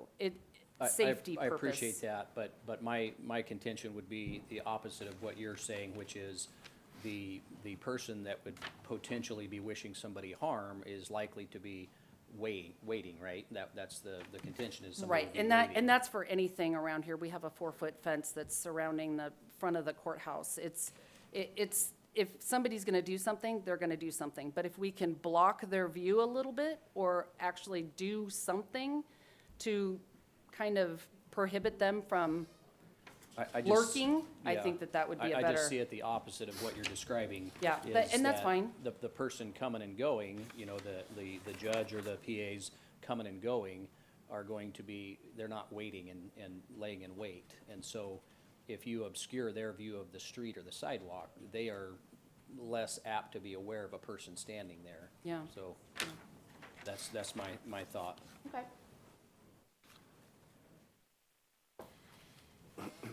And then the second one would be for the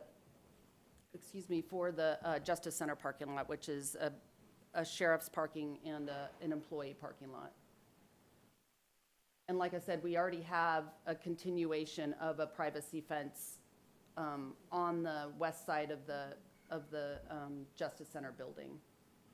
Could you pull that up on Google Maps, Street View, Tim?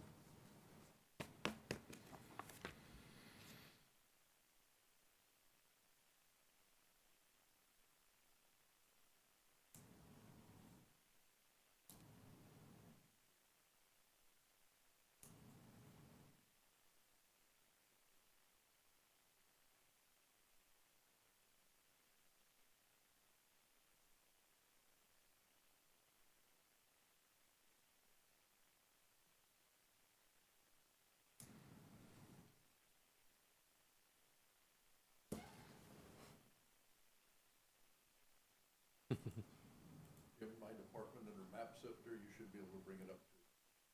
Won't have street view though, right? No, it won't have street view, just have satellite view, I was correct? gonna say, if you put the 1310 North Fifth Avenue, you're gonna get at least across the street from where we're looking. And then just kind of down on the bottom right. And then if you just turn it,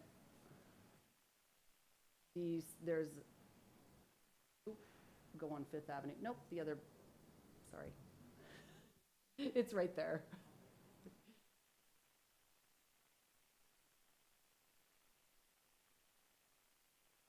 So that would be the proposed, to continue Cor- that on around. Correct, and that would be the exact same thing in the PA lot that I was speaking of.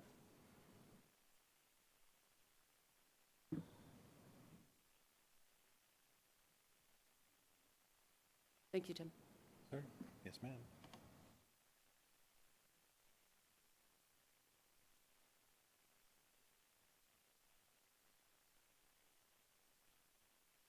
The seal coat of the main parking lot and the seal coating of the department head or elected official, south and north parking lots of the courthouse building.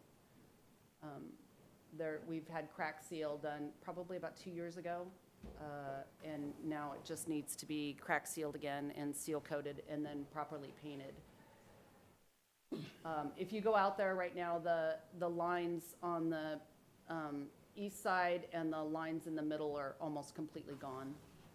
Also the handicap parking closest to the building is pretty marred up.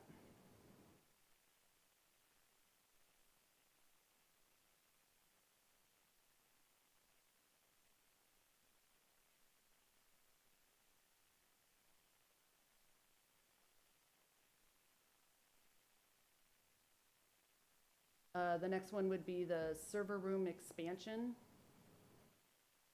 This is a smaller server room on the second floor of the public safety building. It's close to the court facilitator's office and right across from the district court.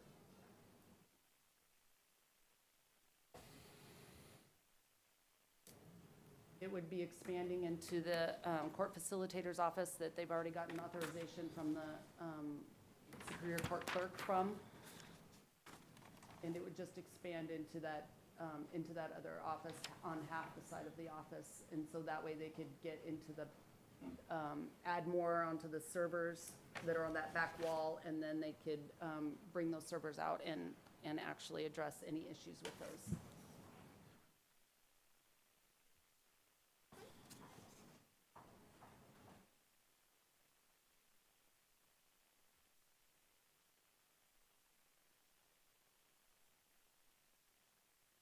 These are the restrooms in the hallway of the old jail and the admin area or the visitation area. These are utilized by the mental health and the chaplain in that area.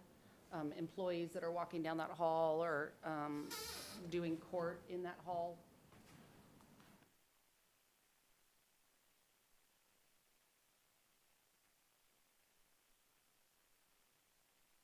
And then this is the shower that's in the basement of the public safety building. The shower, when utilized, it leaks, the water leaks underneath the shower and goes into the other restroom. And we've used pool paint to kind of seal it up and over the years.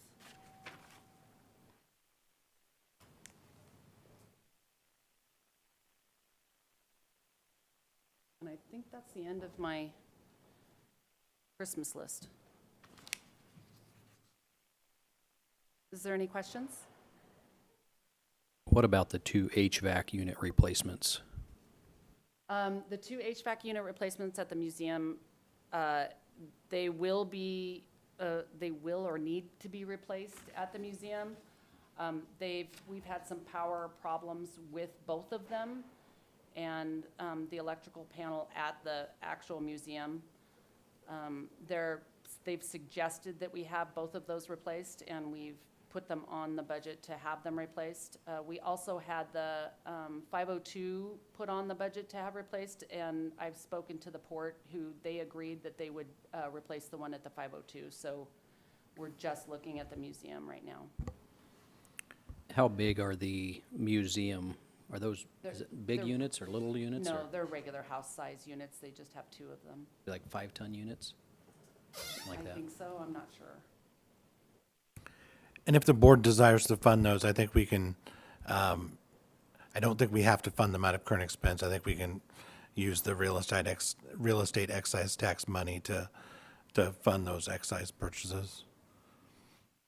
Facilities has a couple projects used in the REIT money this year for 2024, and I think we could do the same thing for 2025.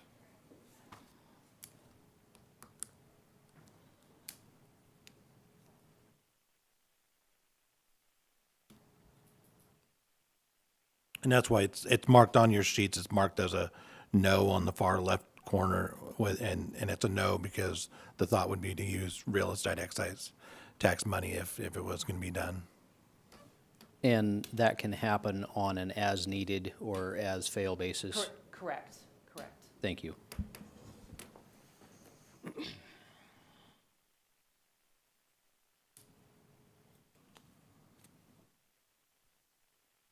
Great. Thank you.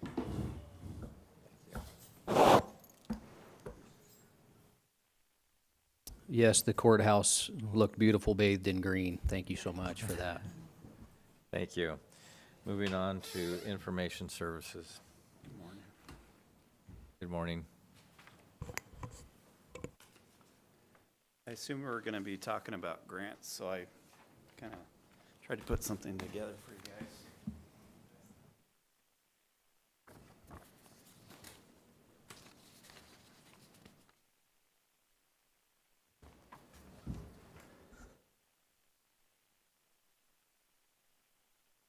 So what's being passed around is just talking about the 6 projects that we were approved with the FEMA grant.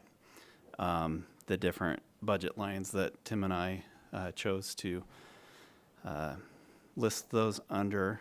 And I don't know, Eric, did you want to go on any specific order on these? No, I don't. I think, why don't you focus on the grants component first, and then we'll go through the others.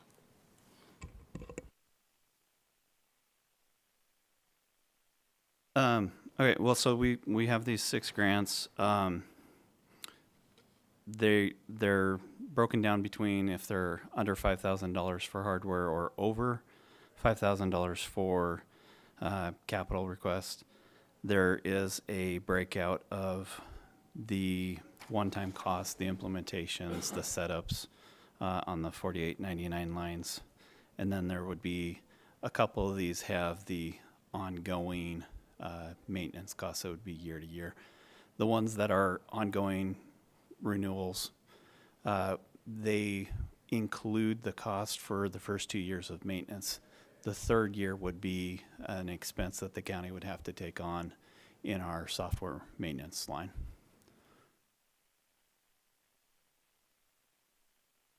The reason I prepared this is just to show you that approving a project or all of the projects, in whichever way you want to look at it, it would be approving those funds across multiple different lines. Or if you decide we want to, not do one of these projects, we would remove that from the grant revenue portion, but also from the different budget line expenses. So I'm just going to go through these projects real quick. The first project was to get a replacement VPN. This actually would have been 3 years of maintenance support included on this. This is part of the security. All of these grants are approved because they would assist the county with cybersecurity. And they have been approved by the state of Washington, which pays 20% of the grant reimbursement, and FEMA, which pays 80% of the grant reimbursement. The second project was a replacement to our web application firewall. This is a firewall that, with all of our online solutions that we have, this keeps those secure.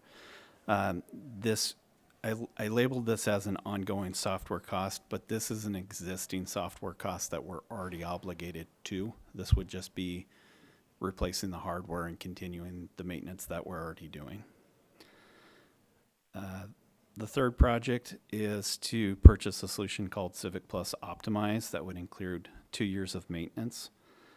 This is a solution that could be used countywide, and it would be a form automation piece for the assessor's office, for example. They have a senior exemption form. They have had an old piece of software that has pretty much died. It's just too old, it's not supported.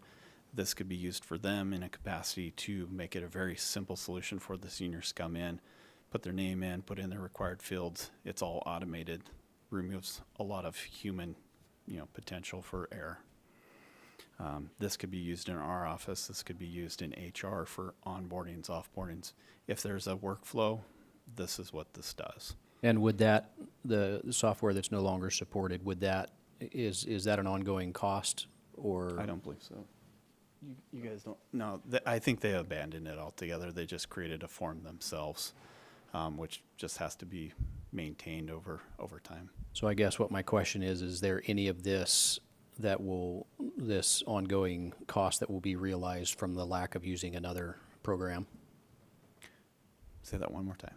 Is there any cost that we're expending or process that we're spending money on that this will show a cost realization that will? It's going to take human processes and automate them. So it's processes that are done already, but it's going to ensure that the process is done the same way every single time. It's going to reduce I got interrupted and I missed a step. An efficiency, but not necessarily a cost replacement. I don't think I can't speak for all the different ways that we could potentially utilize this that could be a cost savings. So I can't really answer your question in that regard, but performance definitely. Thanks. The next project is project number 4 for Dell server and software. This was approved by the grant because this is replacing a hardware server that is still housing a database from our old dispatch center. It's out of date. The server is several years old. The software is no longer supported. It's already past its useful life. Unfortunately, we still have to hold on to that data because there's still ongoing cases that they need to go back to that data from time to time. So we do still need to support that system. This grant would pay for that hardware. There would be no ongoing costs. This would be a purchase it, put it in, done kind of grant. The fifth project is hard drive degausser and crusher. This is a process that our team goes through when an old computer goes to disposal, which you guys just approved a list a couple weeks ago. That hard drive gets pulled out of the machine. It gets scrambled so that nobody can get onto that drive, and maybe that drive came out of the sheriff's office or the PA's office or somewhere where there is sensitive data. We have to make sure that data is destroyed and then physically damage it. The tools we have right now, it takes a day to scrub a hard drive because of the process it uses. These are going to allow us to destroy a drive about every 5-10 minutes versus a day and some. What is that current tool that we have to physically? As far as damaging the data on the drive, we just have a device that we hook up to the hard drive, and it sits there and it just writes ones and zeros to the hard drive over and over again in a mixed state so that it's unrecoverable. And then we take it downstairs and we just have a hand crank that pushes the lever down until it snaps the drive in half. That's what I was wondering, is that machine not adequate to do this? That machine has been repaired by facilities 3 times, and we've had it for 4 years. It's difficult for the staff to use. The one that we have in this list, this is not an ongoing software cost. This is just hardware. We buy it, we put it in place, we use it. This is going to be easier for the guys to just get in there, push a button, the machine does the work, and then they pull out the drive when it turns off. Okay, thanks. The last project I have on here is for the cloud-to-cloud backup for Microsoft 365. We've talked a lot about 365. The software, the way that Microsoft has designed it is it creates a backup while you're working on your document in their cloud. And as we're required to maintain all of our documents for public records, we need to make sure that that space is covered for backups. This would be to get a solution. It would have 2 years of maintenance, and then we would have a new ongoing maintenance contract after that 2 years. So the third year, we would have to come up with probably around $12,000, $13,000 annually.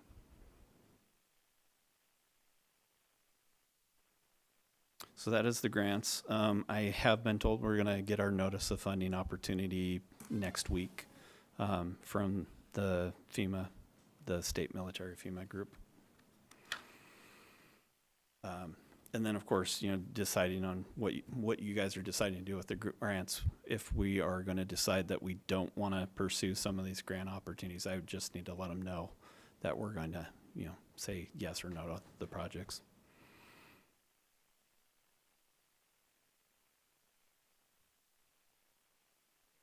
Okay. You want to do capital requests? Okay.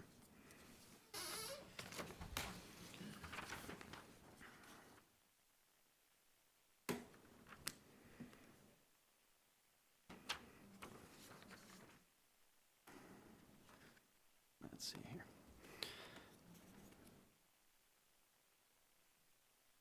So with our capital request, Tim, this is what I was asking you earlier, is it looks like the gravity has changed what we originally had on there. Do you mind pulling that up on gravity? And this might be because what some of the conversations we had, Eric. Yeah, I think it came into the wrong line in your sheet.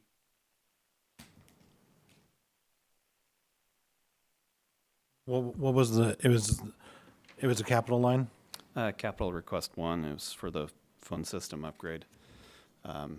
We were talking, Eric, that this has actually been put into law that we have to have E911 notification. So if you pick up your phone where Commissioner Bauman's sitting and call 911, it is sending out your street address, your floor, your room number, all of that information, so that 911 just has that information already. So part of the software upgrade includes the features so that we can go in there, program that stuff into the database, and as you can imagine, that's required. So this is an upgrade that this is our priority 1 capital request. So I have, a total of $237,002. Yeah. Which, and then, it's broken down, of course, into multiple. Yeah, so the very first line item is not on that list anymore. And that's what I was asking. There looks to be on the, would you close this? I'm sorry, go back into gravity. Cancel on this screen. And then could you close out of the 64 on the object code? And then You want me to go back down to that? I think it's up. Year on revenues, go down.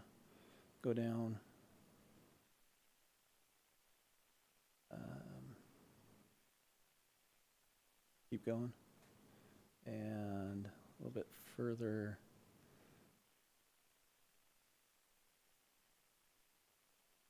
A little bit further. And stop. 410099. I'm not sure what that is. And I'm wondering if that was the project 1 moved over to that line.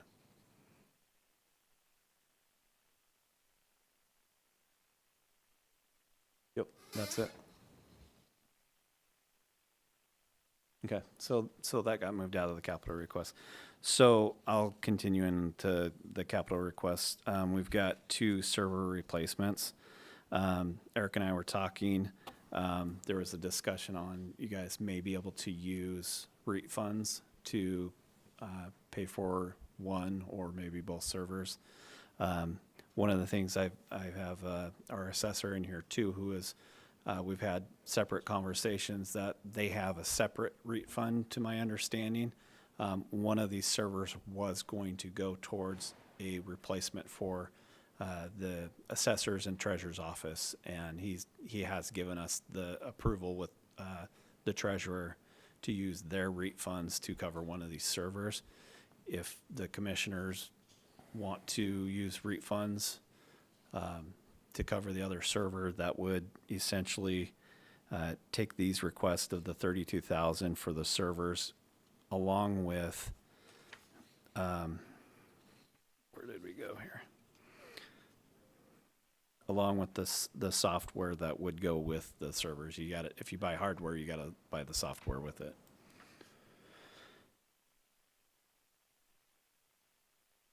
I did jump ahead of myself. The first request in Gravity was 2 servers to overhaul the physical servers that run our phone system. We currently have 3 servers that runs the system. They're 7 years old. They are running on hardware that is not redundant. If we lose a hard drive, we're down in a big way. These new ones, we can condense stuff. We've talked with the vendors. We can just buy 2 servers is enough to run the whole system versus replacing 3. It's highly recommended that we pursue that one. Skipping ahead to just the general servers, we talked about REIT funds and then the software that would go along with them. I'm going to skip down to the security project. We have our security system that stores a ton of video. We have a ton of cameras. There's constantly old ones coming out of service, new ones going in. Just last week I met with Public Works. They're wanting to add cameras to their building because they've had some unexpected friends outside their building when they come out late at night, and they just want to be able to make sure it's safe before they go outside. We have to look at the NVR system requirements. With all this video comes tremendous amounts of data storage that you need. We have 3 old systems that we want to replace with 1 larger capacity. The new NVR would replace 3 old ones. We also are trying to put cameras on the east side of the courthouse building. We asked for this last year. Wasn't enough budget to do it last year. I've added it here too, just to see if we can get that added on there. Is there any questions about this one?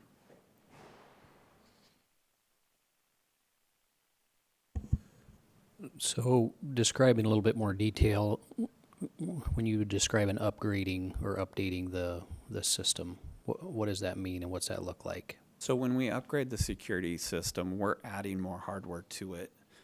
There's a server that is kind of the traffic cop. It says, okay, that video, go store it over there. This request, go over here. And then there's the NVRs. That's where the video is stored. This is where you need tons of hard drives to store a required 60 days worth of video. And we have hundreds of cameras in our system. I don't want to give specifics out in case that's a security concern. But when we add new hardware, when we're upgrading the system, we're adding more cameras. That's the upgrade. We're adding a new NVR and decommissioning old ones. That's the upgrade. It's just adding components to a large scale system. Does that answer your question? I think so. Like if we were to add out to Public Works, what would that, is that more complex? It's stored here. We have to get a new server out there. Depending on how we do it, there's a couple of ways we could have it where the video is stored locally over there on a smaller device with just their cameras. It could just be a pocket security system in itself. The bandwidth to bring it back over here would be somewhat questionable because that's a lot of data going back and forth between the 2 buildings. Thanks. Continuing on, we've got the capital portion of the web application firewall. This is one of the grant-funded reimbursable projects. This is just the over $5,000 portion of that project on capital. The next project after that is the grant reimbursable project for the Dell servers and software for that dispatch system. This is that over $5,000 portion of that. The next request is for the hardware for our team to be able to destroy the hard drives per the requirements. That is just the capital portion of that request. The next three requests are new solutions that we've been asked for over time. This next one is for a performance evaluation solution for the whole county, for all the department heads and number twos to write the performance reviews. The current solution that we have is outdated. It doesn't work. The vendor doesn't even support it anymore. So there is a desire for people to write performance reviews, but there's a lack of the ability to do it. And as we change out computers, we're losing more and more opportunities to be able to do that. The next request is paired with facilities request on the network room expansion. This is going to allow us to put larger racks in there as the courtrooms get more TVs and cameras and virtual arraignment. The infrastructure, we've got to run more cables out of that room every single time there's another request for something that needs to be wired. Last one I've got on here is the redundant internet connection. For a few years here, we've been affected if somebody digs a ditch somewhere in the county and puts it through some fiber cables. It takes us down. And so if we had a redundant ISP solution, we could do business still, maybe at a reduced capacity, but at least we could still do business. So that is what that request is for. And would that be a satellite-based redundancy or? No, it'd be a wired solution. We have connections that come into us from Kennewick, and we have connections that are coming into us from like Ellensburg. And so sometimes, depending where the disconnect is, we're just going to be down no matter what because it's too far up the chain. Whereas other providers locally, if they're down, there's probably someone else, a different path that can still deliver service to you. And if you look at district court and superior court, they're down for different reasons, but they're not really able to do their function right now until that system comes back online. And same would be for the county if we had an internet outage. On your network room remodel, your 29 plus facilities asking for 13 for 42. Mm-hmm. That's not a redundancy. That's two different components of this same project. It's the same project. So theirs would be more construction. Ours would be more hardware, a different rack. That picture doesn't illustrate that there's a 2x4 holding up a shelf in that room right now. There's not adequate Hey, don't be airflow. hard on 2x4s. Hey, it's doing its job. It's doing it well. The cooling for that room, there is a hole in the ceiling, and that is the cooling. It's not adequate. With what we've walked down, that would, I believe that would put an air dump into that room so that at least we can cool that equipment. During the summer times, we've had several times where we've had to bring in a portable AC unit to keep that room cool enough. Keep it cool.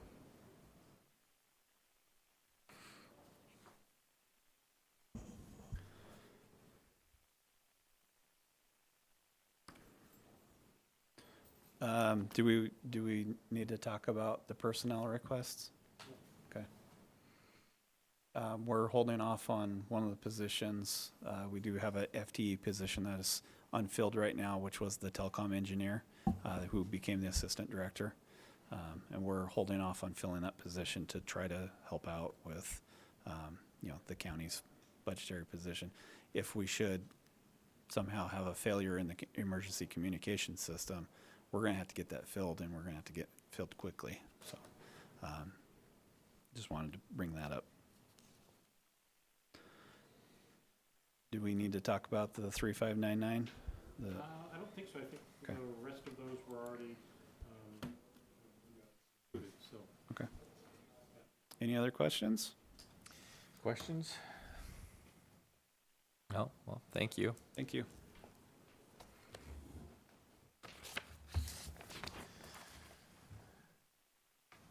So at this point, we'll go into the second public comment. Is there anybody in the room for public comment that directly points to the budget workshop?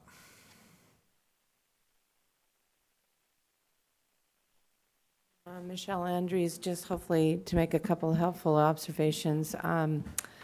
Ladders for antennas that we dealt with at KXLY, you might check with your broadcasters and see if they have some ladders that are made for that, because you have to take into account so much weather on those antennas, and they are specialized. And I don't know if she's looked at that, but hopefully it'll be helpful.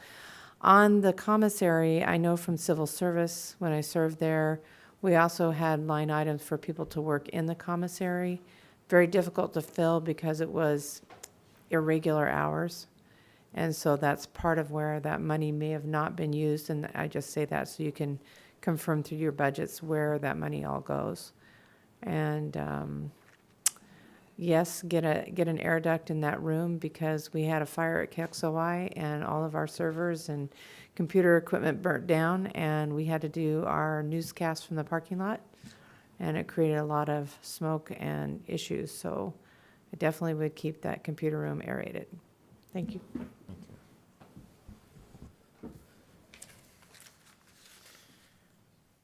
Comments? I just gonna kind of. I just wanted to, and Tim may add a few things. So we're proceeding to start to narrow down choices for you. So, things that you want to give us direction on, from the things you heard during the revenue discussion earlier, the things that you've heard on expenditure discussion, guidance you want to give us as we narrow down both expenditure side choices and direction you want to provide us through, either with great specificity or kind of give us philosophical and policy direction, either of those two items on both the expenditure side and the revenue side, so that we can begin to formulate for you a budget to either react to or come back to you with more just specific questions oriented to what do you want to do with this. So I think that's where we're at right now. I think we're in some regards done with the information presentation, and now it really is board decision time, board direction time, so that we can begin to look at what it's going to take to kind of, get you a very close to balanced budget, and if there's directions you want to give us in either of those sides, and Tim can chime in here, that would be very helpful for us. He and I will continue to meet. We'll come back next Wednesday with more, kind of a more specificity in where we think we are headed, but we're going to continue to need direction from you on specific items.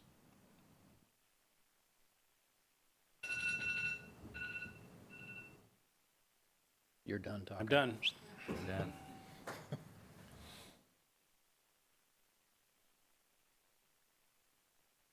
And our next meeting is a night meeting Yeah, we're going to do a workshop, though. beforehand. Beforehand, yes. I think we're scheduled for 1 o'clock on Wednesday for the budget workshop, and then the board has a meeting on at 7 o'clock, I believe, at 7 o'clock. And then I do want to just remind you then, from a calendaring perspective as well, of the kind of the decision-making process of what we anticipate at this point, is that we will also have, that's the 20th, this is next Wednesday, we will have a meeting on the 27th. And then we do anticipate trying to do the budget adoption starting on the 2nd. And if we can do that, great. Otherwise, we'd continue the meeting to be able to continue to do that throughout the week of the 2nd through the 6th. So that's kind of the framework for decision-making. Anything you'd like to add? No, I think well said. All right, and just the workshop next Wednesday is at what time? 1 o'clock. 1 o'clock, all right. Teresa, would you please send out a calendar invite for that? Thank you. Any further business? So, Well, they want some direction. Direction? We've got a lot of asks here. Gonna have to hone in, and, you know, I hope Bo presented his in the order of importance. I think he did. Yeah. And I think that we're gonna have to sort of get some direction here. Even if we give half of the ask, we're gonna have to find out a way to balance the budget. So are we gonna look at FTEs, elimination? How are we gonna balance this budget? How are we gonna get to the point where we can balance this budget?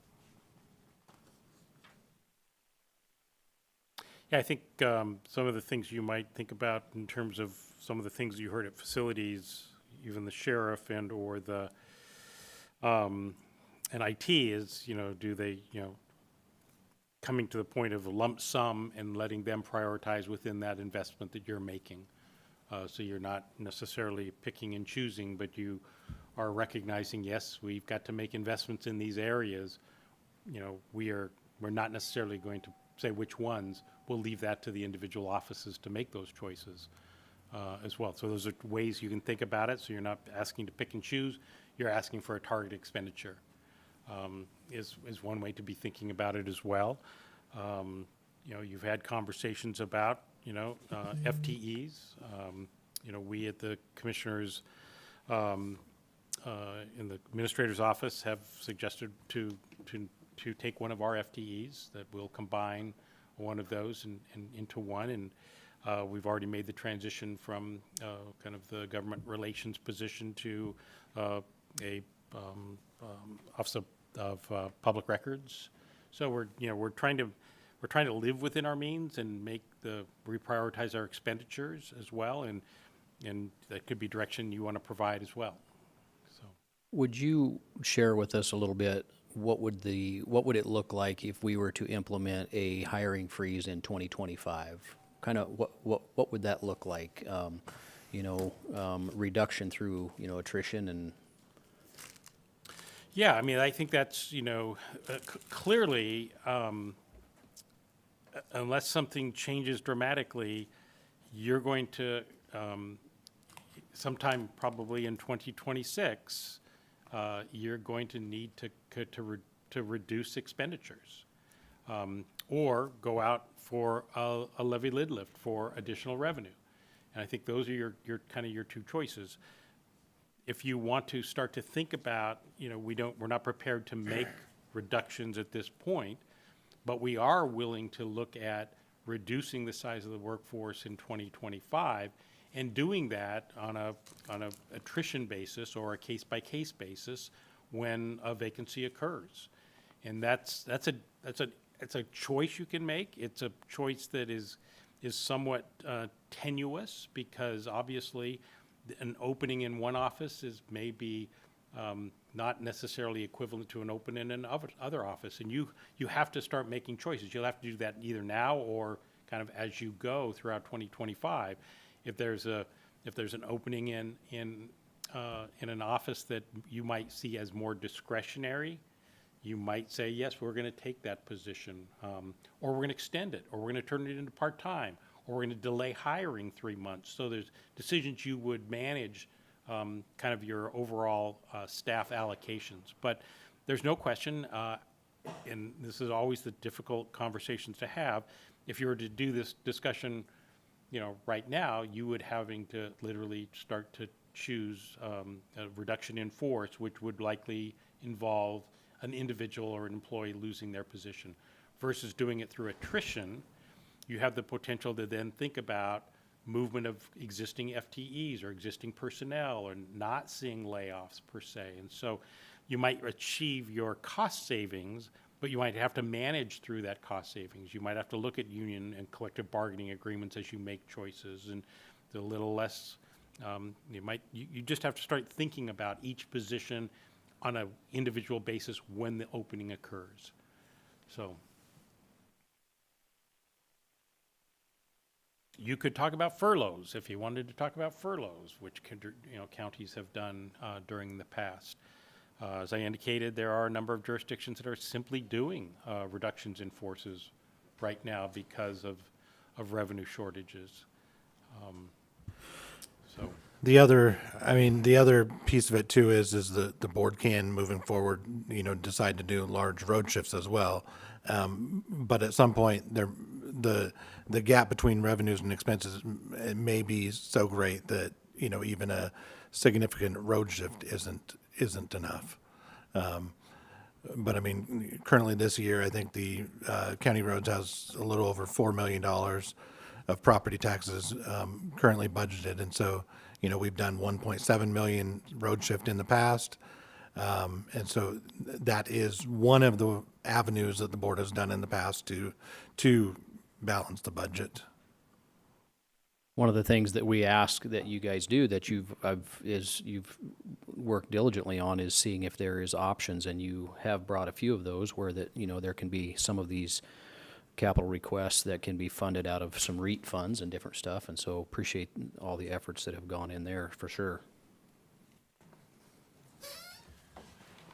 When Jennifer from Facilities presented, she said that they got a $90,000 rebate.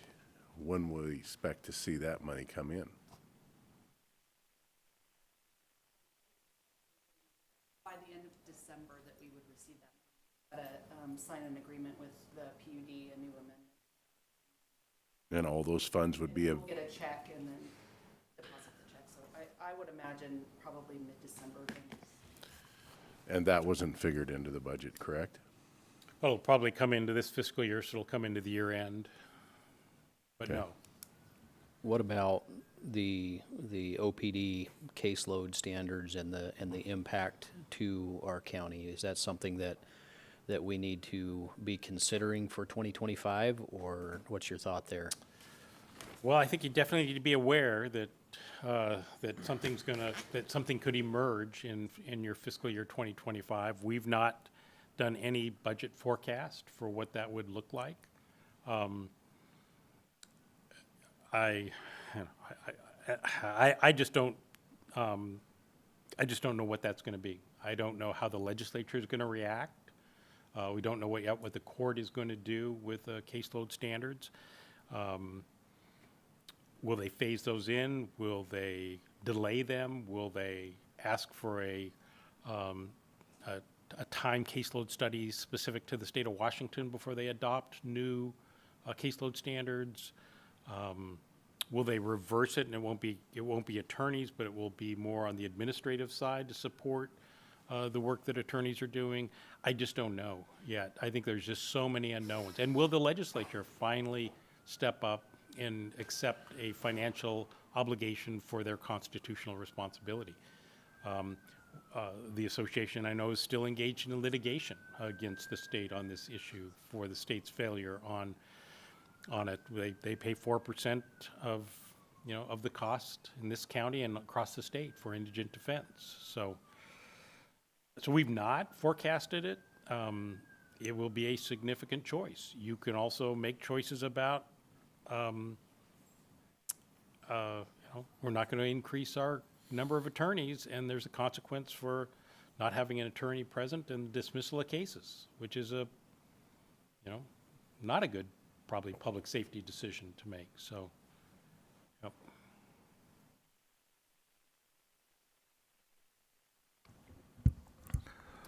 One of the other things that we did talk about during the workshop in October was looking at funds that can be closed because they haven't been utilized recently and stuff. And so I did go through some of that stuff, and I don't think there's a lot. Ultimately, I had a total of 21,000 from funds or almost 22,000 from funds that looks like probably can be closed and moved to current expense.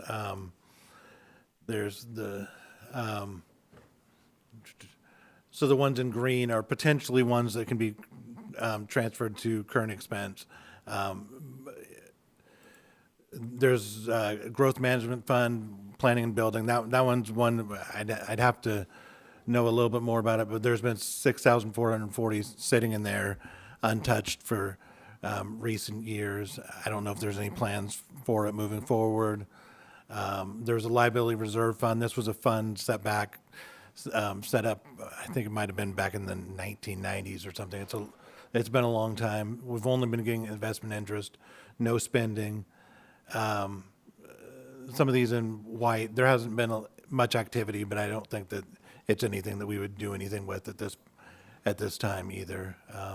Those are sheriff-controlled funds. Flood control fund, these ones in yellow are ones that I really think they're more county road type funds and are restricted to that. On the flood control, last revenue was 2018. It was a federal flood control lease money that we got. Besides, and we've been getting some interest as well. There's been no spending in at least the last 10 years. These monies are to be spent on public roads and public schools. And so we're pretty restricted on what we can spend on. So I don't think that's something that we can, even though we haven't used it recently, I don't think we can just transfer that to current expense. The paths and trails, last revenue was a transfer in from county roads. This is money that we get from, it looks like, from motor vehicle fuel tax. There's 0.42% that's supposed to be used per RCW 4730.050 for pedestrian, equestrian, and bicycle trails. And so, let's see. So we've got it placed in a reserve for that purpose, for paths and trails.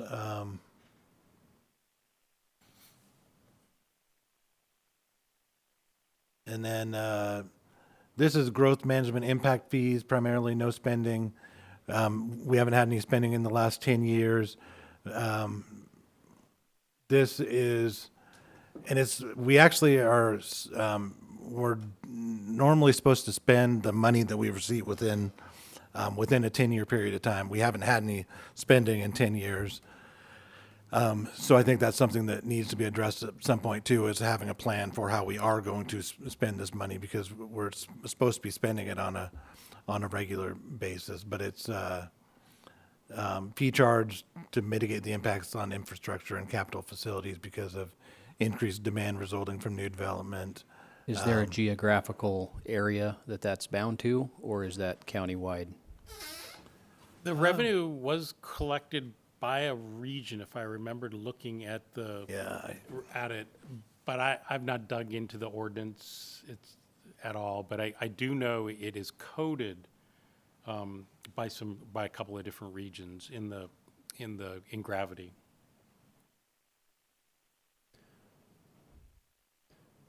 I would love to see us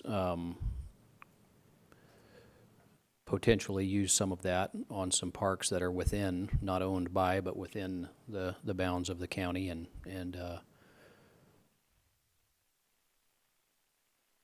this there's quite a bit of information in here.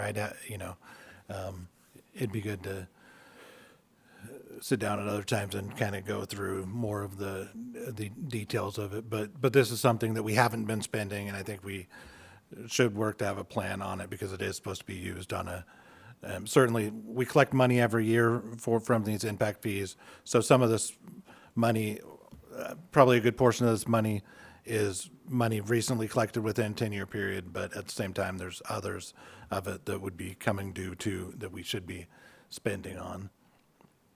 But due to the restricted nature of it, I don't think it's something that just current expense can use. And then the County Roads Mitigation Fund, collecting fees for zoning and subdivision services. Fees should likely stay in this fund. There was another one too that, I think it's this one as well, that's supposed to be used within, this one too is supposed to be used within 10 years as well, the paths and trails ones, and that's another one that we haven't been spending on, haven't spent for at least 10 years. And that's another one that we are supposed to spend it. Generally, it says generally within 10 years. Would that, how general or broad is the paths and trails? And the question, in a nutshell, is the Juniper Dunes area, is that something where we could go and improve the parking lot because it's access to the paths and trails out there, or? That's a great question. I'd have to, I haven't pulled up the same information as the growth management way. It's tied to the motor vehicle fuel tax, so there's probably some standards in there that we'd have to look at to make sure what it can be used on or not. I know most counties have used it for either a grade separated trail or a bike lane on a county road type of situation.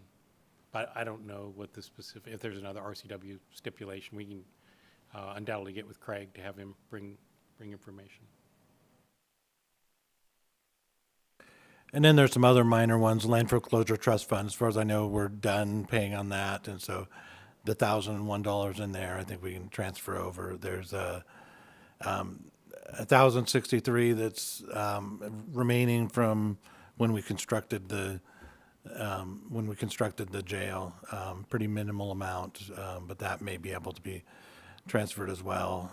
And then there's some other minor things that we already actually had in the budget. It's transferring over. It's just some residual property taxes had been collected in these debt service funds. So would it be wise for us to take like the sheriff's narcotic fund and transfer that into a different sheriff's fund and close that account just for cleaning up and accounting purposes? Would it be good to move that over into a different sheriff's fund? I guess I'd defer to them as far as the purposes of those funds, and if that would make, and it may make sense in some instances, like this $401, I think has been sitting in there for quite some time. I don't know. I don't know if there's any real purpose to having them separate or not. I'm just thinking as far as, for efficiency's sake, not having a fund that is not being used. You said the sheriff's narcotic fund hasn't been used for almost 10 years? I don't remember what we've been receiving. I think we have spent within the last 10 years. We're still receiving money from Metro, City of Kennewick, for the Metro program. I think it has been used recently. I think they accumulate money and then spend it every so often on capital purchases. Okay, I understand. If I recall the details of it. If we're still receiving funds, I don't think we want to close out that account. We wouldn't receive the funds in. So net, if we closed out all the ones in green, which probably the most questionable would be the growth management one, it'd be a total of almost $22,000. So not a significant amount, but I did try to go through all the different funds that we haven't had a ton of activity in, and just to try to gain as much traction as we can.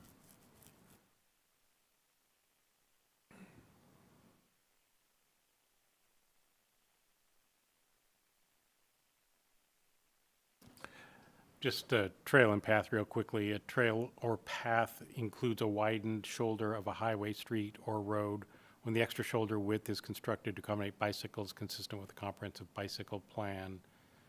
About gas-powered bicycles. Well, I'll go look at the definition of a bicycle or a motorcycle. That's all right. That's close enough. Yeah, you have some tough decisions. There's no doubt about it. That we've got some one-time revenues that are available that but those are not going to be consistent for the next year. You've got sales tax and interest income that have been really good, but that you can't count on that. You have a fund balance that has dwindled probably to as low as you want it to go, so restoring that. So there's a lot of fiscal reasons to be thinking about, bending that curve. Can you balance this budget or get this budget probably even without a road shift this year? Absolutely. but does it set you on the path for what you want to accomplish as a board? I think that's long-term, and from a financial perspective, long-term.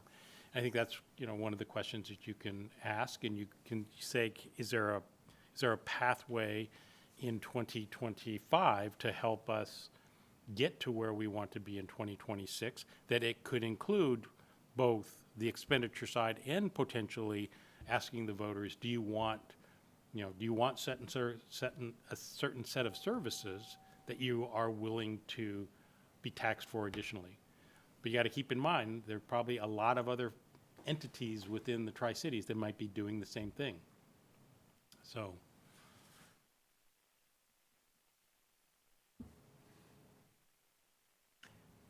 Yes. So I think what Tim and I can continue to do, and appreciate any feedback and direction that you have, to kind of put in motion any of your direction. But we'll come back, next Wednesday with the next iteration for you to kind of take a look at and react to. But definitely over time, it's got to be in the end, it's going to have to be you got to own it. All right.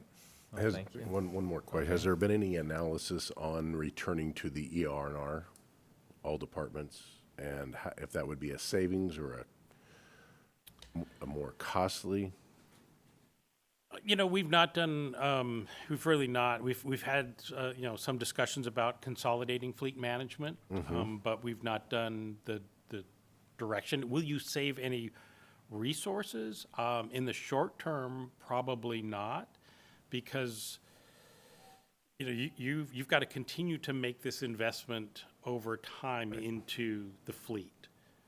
And once you get that into the fleet, I think the question then do you have is the assurance that you are properly caring for all of your assets, all of your county assets, replacing them in a timely way, because you've already made the investment into that. You're now making the investment into an ongoing, monthly rental rate for every vehicle that includes the amortization of replacing that vehicle when it's due. So the sheriff's office wouldn't have to be sitting here asking for 5 vehicles, and we wouldn't have skipped last year by not making a vehicle investment. So you're making a better, probably long-term investment in your fleet by doing that. Will it save you money? I don't know over the long term whether it'll save you money, but it will definitely, assure that you are making a consistent investment into a really vital part of your service to the community. And that's my point. Yeah.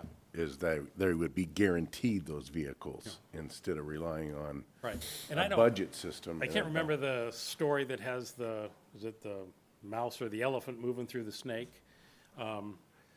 That's really, you're going to have a little bit of that elephant moving through the snake for the next several years while you continue to make capital investment into replacing vehicles till they get all on that same ER&R schedule.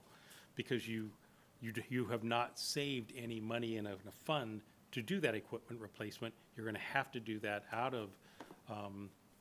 generally out of current expense until you then can be in that position. It's certainly a very viable alternative. Most counties, in fact, I was talking to Craig, I think every county in eastern Washington almost has an ER&R where the entire fleet is in it. Not all, but most. So it's a pretty common practice. It's certainly something we can explore more or provide direction, in 2025 to move to that as well. And then if we reached out to all the departments to see if there is any, if they believe there's any way we could dismiss an FTE. Does any department feel that they could live without an employee? Because that's a big savings when you figure up the salary, the retirement, the benefits, everything that goes along with it. We got to all work together here. And we're doing it in the commissioner's office. And I just hope other departments would feel the urgency to maybe look at their staff and see and that's a tough thing for them to look at, because that's an employee and that's a face and it's a part of the team. So it's a tough thing to look at, but we got to look at every option.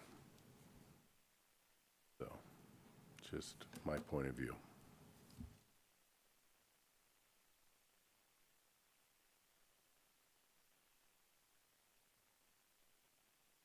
Well, we will see you back at 1 o'clock on Wednesday, and this discussion will continue to hone in and narrow down. All right. Well, thank you. I do appreciate all your work and your thoughts. So I think we're on the right path, so. Great.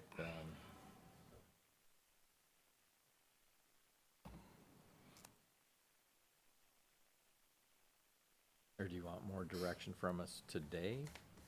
I think we're good, Art, unless you need something more today. All right. So this workshop meeting is adjourned. Thank you.